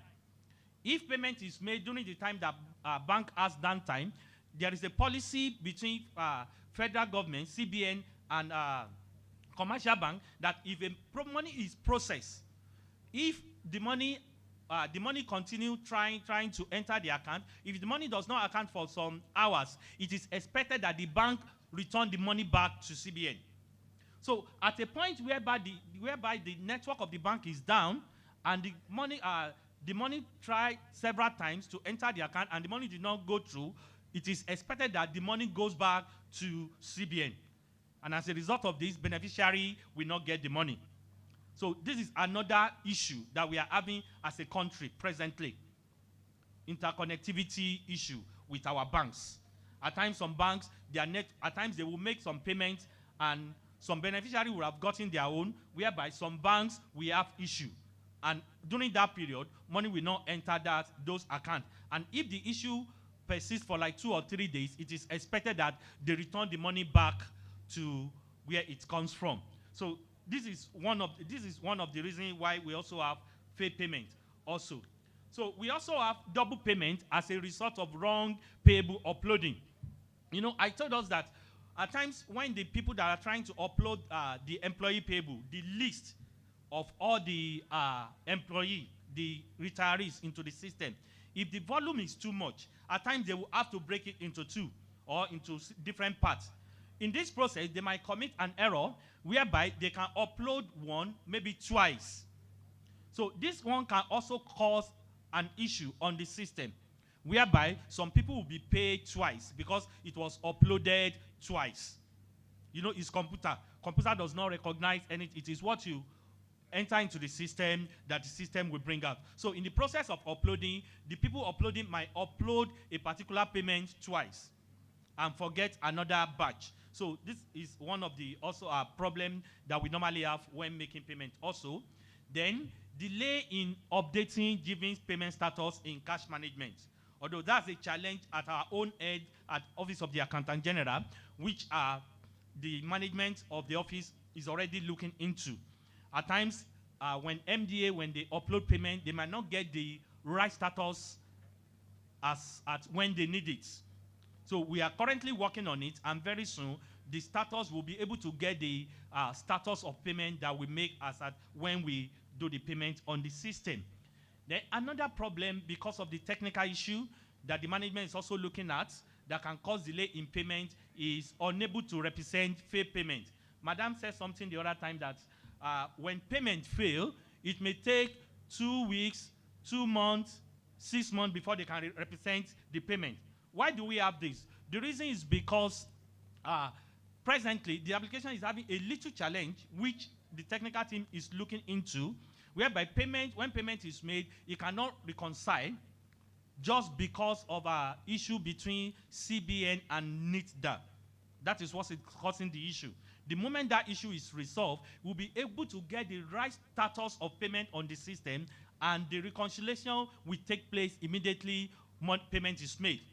When you make payment, when the payment is paid, you will see the status on the system that this payment has been paid to the beneficiary. And if the payment fails, you will see the status on the system. And anyone that fails, instead of Ptad writing manually to Office of the Accountant General to refund the money back to them, the system will automatically reconcile on its own. And maybe the following day, they can represent the payment and make it. Very soon, that one will be resolved, whereby any payment that fails, within that, maybe within that 1 week or within 2 or 3 days, the payment can be represented on the system and the beneficiary will get their money. That's one of the issues that we are having that cause delay in payment. So what is the way forward? We have been able to highlight some of the causes of the problem that we've been having in delay of payment or failed payment, the way forward, number one, it is expected that pensioners' bank account details are verified using a banking application before submission for migration on in GIVMIS.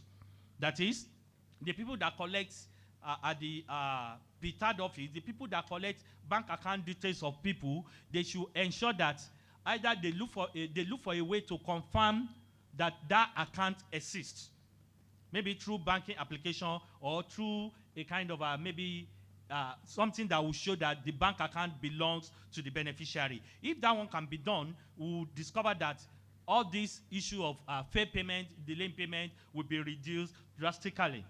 Then, accounting personnel should also check employee codes. It is expected, this is to the Ptad people, that when they are uploading the details of pensioners, they need to check the employee code, their account details, and also when they are uploading voluminous batch, when they are breaking it, they should ensure that they do due diligence in ensuring that everything is uploaded normally. This one will also reduce delay and fail transaction. It is also expected that MDA should ascertain employee pensioner that they have valid account number. When the account number is not valid, the payment will definitely fail. So we need to do all this checking before we submit them on GIVMIS. We all know the process of submission of employee data in GIVMIS. It takes a while. So we should ensure that due diligence is taken into consideration so that all these issues that we are having will be reduced to the minimal level. Then it is expected that accounting personnel should also check and review data before making payments. When they have uploaded into the system, it is expected that they should review everything to ensure that maybe while you are trying to upload, you're supposed to upload 200, but when you upload, maybe it was maybe 190 or 180 that is uploaded. You need to check the file that you upload, whether some are missing or some are not missing. And at times, when you are trying to upload, the system will return some that cannot be uploaded. So we should do due diligence in ensuring that we do the normal thing so that those files will be uploaded properly on the system. Then also, GIVMIS is also liaising with remitter to take appropriate measure so that delay in updating status will be resolved. The moment this is just an IT issue, the moment it is resolved, anytime you make payment, under a few seconds, you will get the feedback of the payment, as we normally have it on our mobile banking application, whereby when you transfer money to somebody, at times immediately you will see paid, at times you will see process, at times you will see pending. So also we have on the application. So when we resolve the issue that we are having presently with them, our system will give us the correct status of payment as at when we upload the payments. Then OAGF is also liaising with CBN in resolving bank statement issue for reconciliation. That has been a great challenge to the office for few days or few months now. It's a challenge to us, and they are working all hands are on deck in ensuring that the issue is resolved so that we will not be having issue with reconciling payments again. The moment it is resolved, MDA will not need, Ptad will not need to write Accountant General again. Please give us our failed transaction. We will see it at our own end, and the functionality is there for us to reprocess the failed payment at our own end without anybody interference. In conclusion, GIVMIS is a tool for accountability and transparency. The application is designed in such a way that any report, anything that is uploaded, whatever you input into the system, it's what the system will give to you. When you need any report, the system will give it to you. So when you need any report, the system is there based on what has transpired on the system. Then it also enhances record keeping and reporting. The moment they upload into the system will tell them the number of employees uploaded and the number of the cumulative amount of money of those number of people that is uploaded. So the MDA will know what they are having as their balance in the pool of the account. And if they need to still make some other payment, they can go back to the pool of account and give an instruction that the payment should be made to the beneficiary. Then we also need that GIVMIS allow for efficiency through appropriate and transparent prioritization of resources. And we need our support as government body, as individual. We need our cooperation as pensioner to submit correct candidates, to select correct information. And at the Ptad end, they also need to do due diligence in ensuring that normal thing is done, so that all this delay and fair payment that we normally have will be reduced to the BRS minimum. So we need our support to succeed as a country. Thank you so much.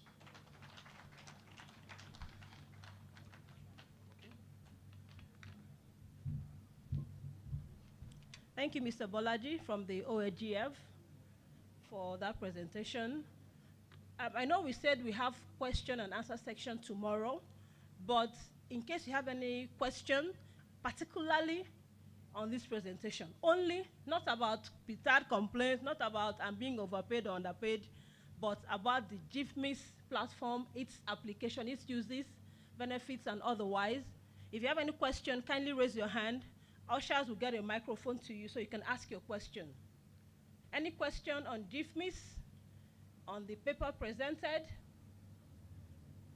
So you can take a bow and go. Oh, take a bow, sir. Thank you so much. Thank you. Hold on, sir. Hold on, please. Sorry, there's a hand there. All protocol observed. You made mention that my name is Stephen Dutse Dogo. You made mention that when you release, MD release money, it goes directly to central bank.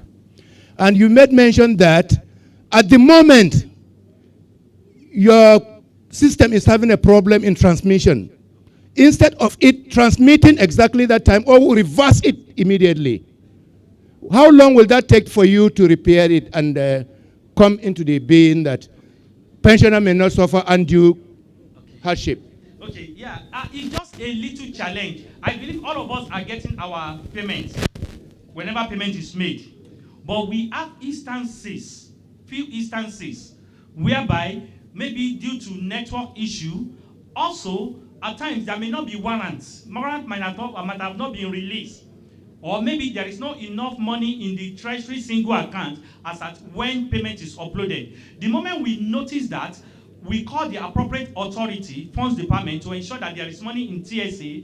The moment they move money, all transaction goes the way it's supposed to go. So it's just a little something that we might not even know about it.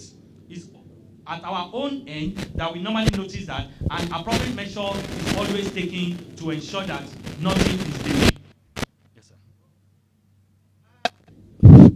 Why I did ask that question, because there were payments made by our staffs till date over a year. Some of them now are blind. The 30 minimum wage, some came, others received, they have not received their until date. So what is happening? Okay, I now understand the question better. Probably some payments were made, some people got, and some did not get. I may not have the necessary information as regard that. Maybe they are doing the payment in batches. Maybe they've not gotten to the batch of the other people that have not gotten. Are you clear, sir? Do you get it? Maybe they've not gotten to the batch of those people. Anytime payment is made on the system, it goes directly to the beneficiary. Okay? Okay. Okay. We still have some people.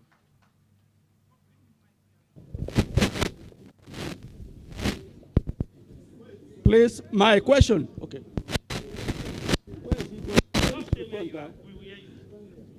My question is on the failed payments. Yes, sir. I'm from Kaduna Polytechnic. Okay, sir. And there was a payment of this consequential adjustment increase that was made. Okay, sir. There were 12 of our pensioners who were not paid, even till this moment. And we contacted Ptad. I sent messages to Alhaji Kabir and the ES on this issue several times. And these are the letters we've written of reminders. They told us that those people, initially they say probably the payment failed because they were owing banks. Then we replied them that we told them these are junior staff. They don't have access to loan from any of the banks. And the other time they said we should wait till this moment that this stakeholders meeting came up now. These people have not been paid. They were 12 in number. And we don't know. They told us if the gift mix that they have already uploaded all the payments. But till this moment, we don't know where this money is hanging. Please, we want Ptad to clarify it, and even not only clarify, but to make payment to these people. Okay, thank you. The management of Ptad will respond to that at the appropriate time. It's more of Ptad. Okay, thank you. Another person is okay. Hello, good afternoon, everybody. Please, I have a question on this give miss issue. Like in a monthly pension, if it happens that a pensioner get a double payment, how can you be able to recover the money if the pensioner withdraw the whole money that has been sent to his account? Okay, I think if a pensioner gets double money, the management will resolve on what to do in respect of that. Probably they will skip the following months when they discover that. Okay. There's another hand there. Okay. I beg. I am Comrade Emeka. Okay, sir. And my question is not far. I attentively listening to what when you are talking. But the problem we have here is there are these merged banks, Sky Bank, Polaris Bank, and some other banks like that. Unity Bank and some other banks. Each time payments are made, Access Bank has the same problem. You discover that you collected your own payment, and then your members have to collect payment. Of course, they will not allow you to sleep. When you go to a state branch, I heard when Antineka was talking about it have to take 2 weeks, 1 month, 3 months. A pensioner that relies on his 25,000 naira per month has to wait for 6 before payment is made or before the issue is rectified. Please, we think that something is wrong around Ptad. Ptad that they want to rectify immediately there's a problem, not the general's office. Some of us are accountants by our profession. So we want to tell Ptad, please, if they don't have any desk officer, accountant general, let them try and create one immediately after this meeting, so that when one's payment is made, all these things are reconciled.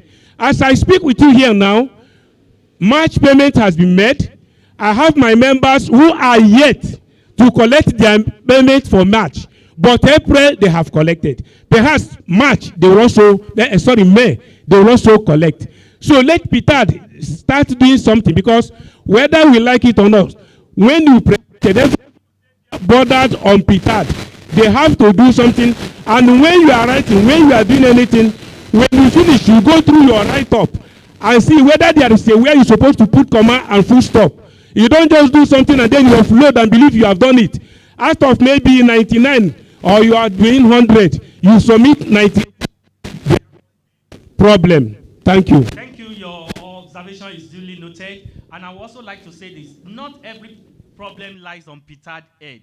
You know, Ptad at their own end, they upload. You also identify the source of the problem. Some of our banks that match together, maybe they've not finished integrating the bank account number. So that one is, we can't say that that is a Ptad problem. It's the banking issue.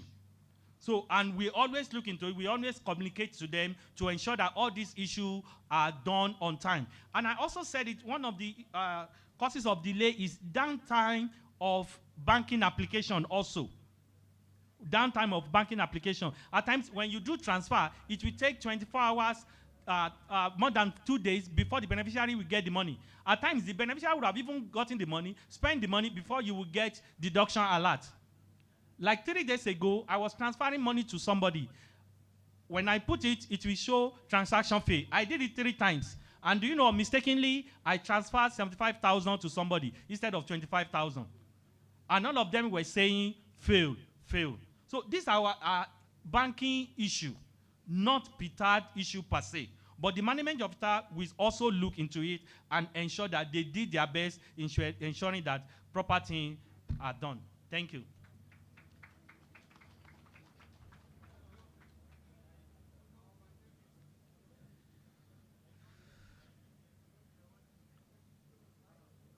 I think we are already dabbling into tomorrow questions.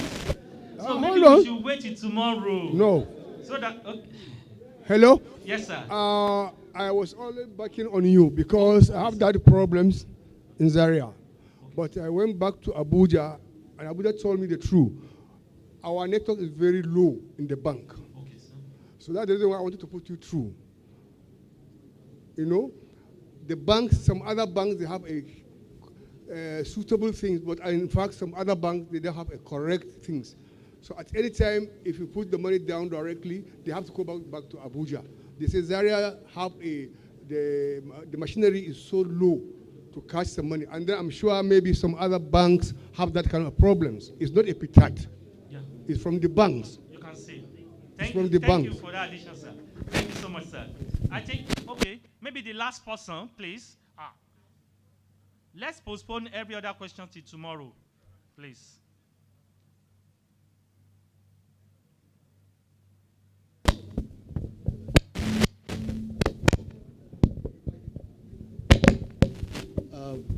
I'm sorry to ask the last question. No problem, I don't know who has power. Is it Ptad or the central bank to talk to the commercial bank that you pay pension to? Some of them are dubious.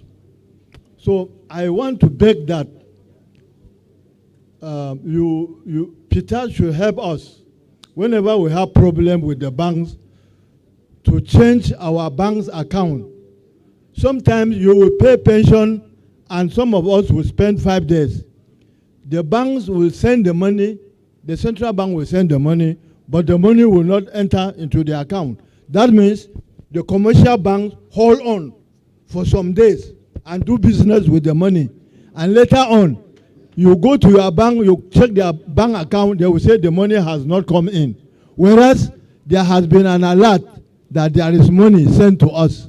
Now, who has the power to deal with the commercial bank? Some, like you paid money for Easter. Some of us just got our salary last week, but it has been paid for long. So if commercial banks are keeping our money and using it to do business for 3, 4, 5 days before they send the alert to us, we are not getting interest. So who has the power to address the commercial bank that when money comes in, it should get to the owner? Is the Central Bank of Nigeria. So please help us tell the central bank what the commercial banks are doing. Okay, thank you. Thank you. We'll look into it also. Thank you, sir. I think.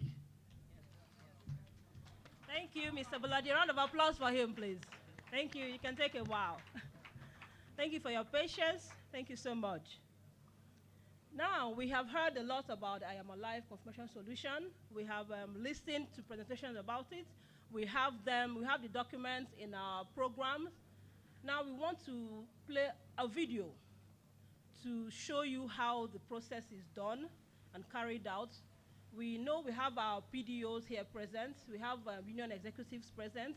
Kindly pay attention to the screen. The IT department will show a video to show the process of the I Am Alive Confirmation Solution. IT, please.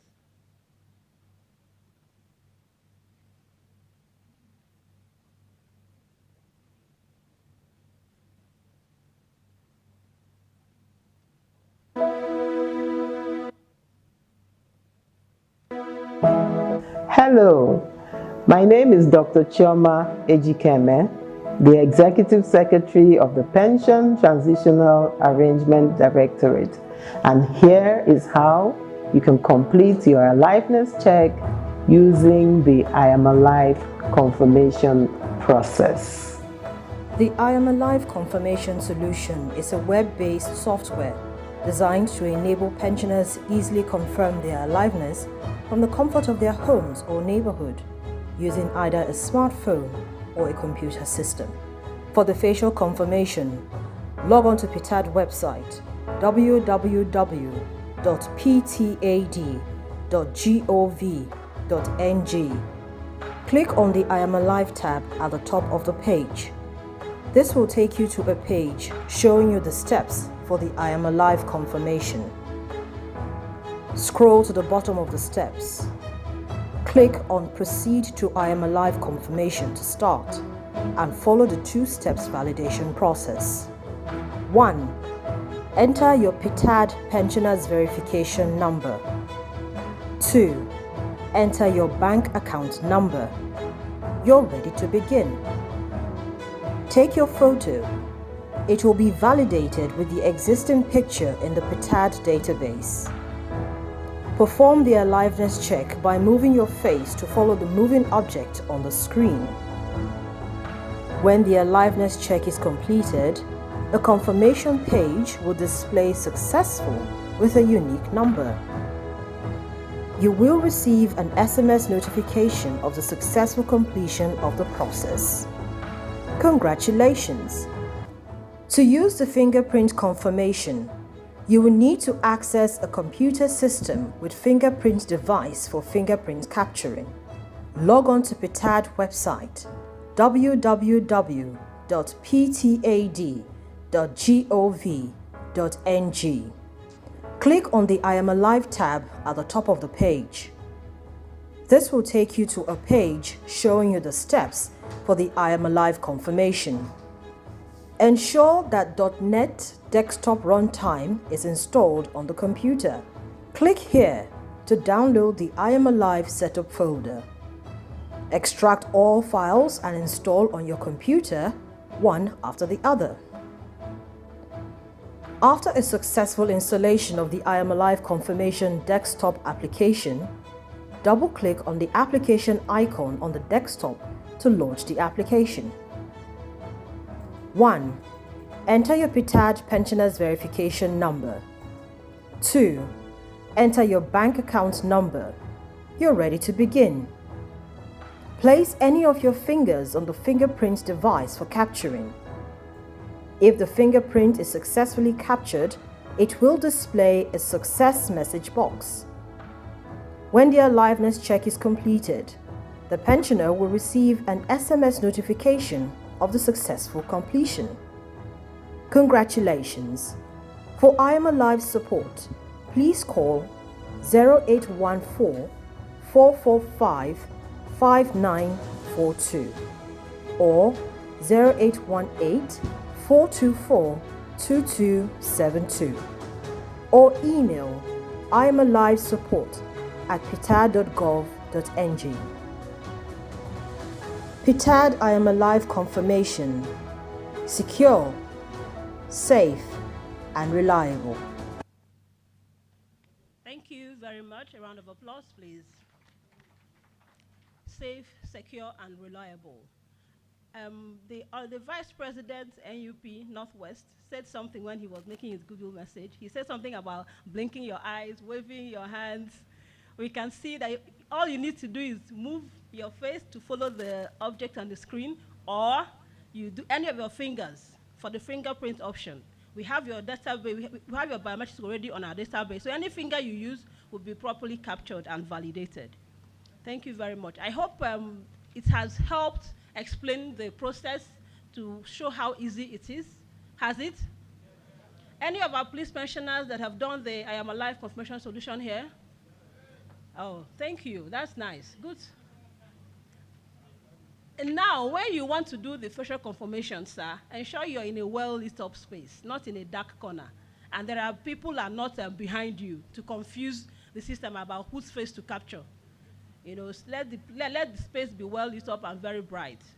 We are rounding up gradually, and the lunch will soon be served. But before we go, or before we do the vote of thanks, I would like to announce, please, that Ptad staff should assist in serving the lunch and ensuring that pensioners are ushered appropriately when the time comes.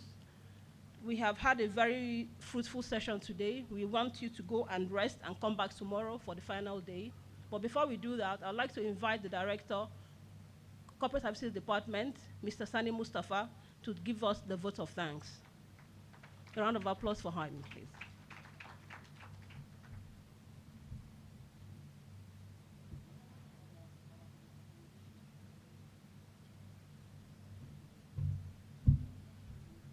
Where is the mic? Okay, yeah.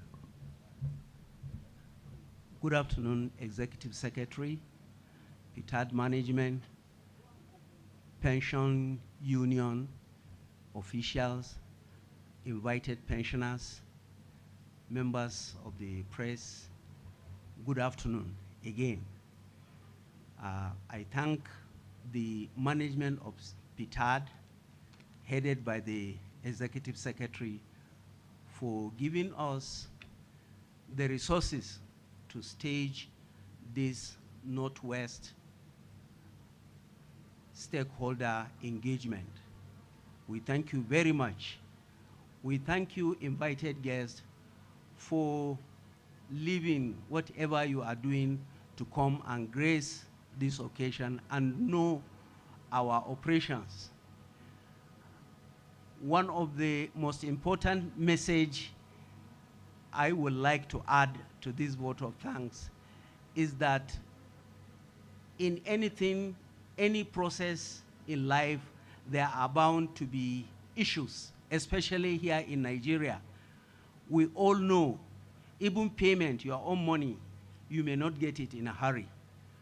But one key message I want pension union officials to know is that since the Pension Reform Act of 2004, there is a separation between people who keep pension money and people who administer pension money.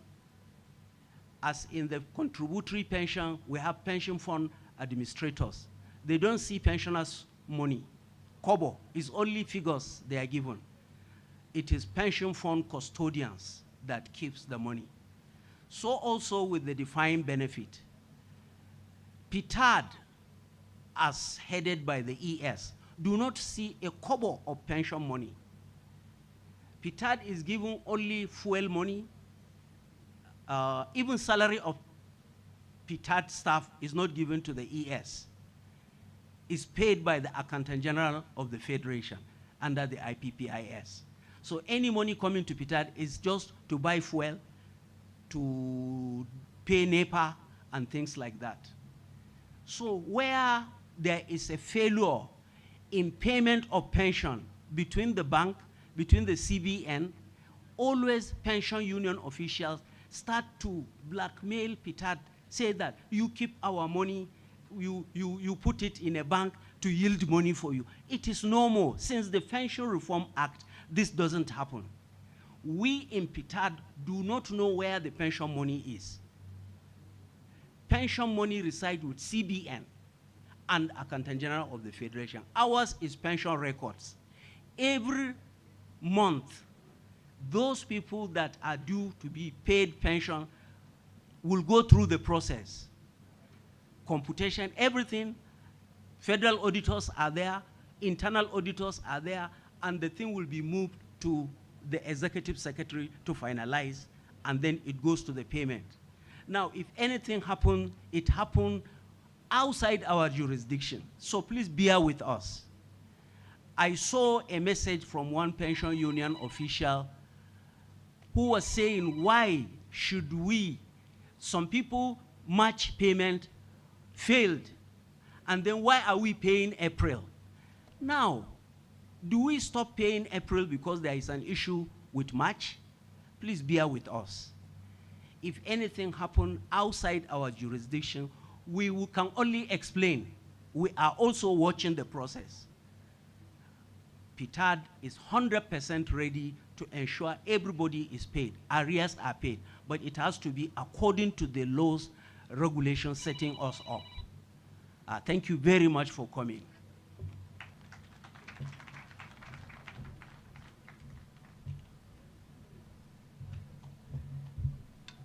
Thank you, Mr. Sani Mustafa, for the vote of thanks and for re-emphasizing what almost everybody has said, that Ptad has no hand in handling pension funds. Also, for pensioners that are yet to get accommodation, kindly wait behind after lunch. You'll be attended to. And police pensioners who have not done their I Am Alive and wish to do so, we have officers at the back from the IT department. They can assist you in carrying out your confirmation solution right now as we speak. On that note, we have come to the end of today's program. May we be on our feet as we recite, as we sing the second stanza of National Anthem. That's the national prayer. Second stanza.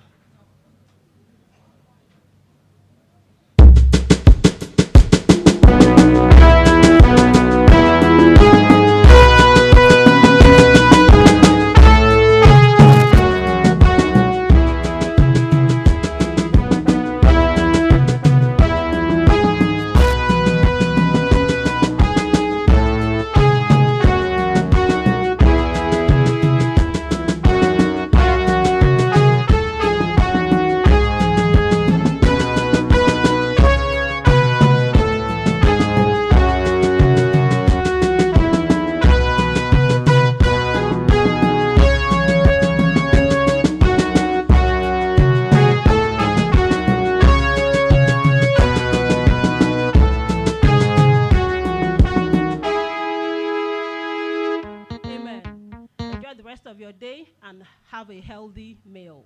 Bon appetit.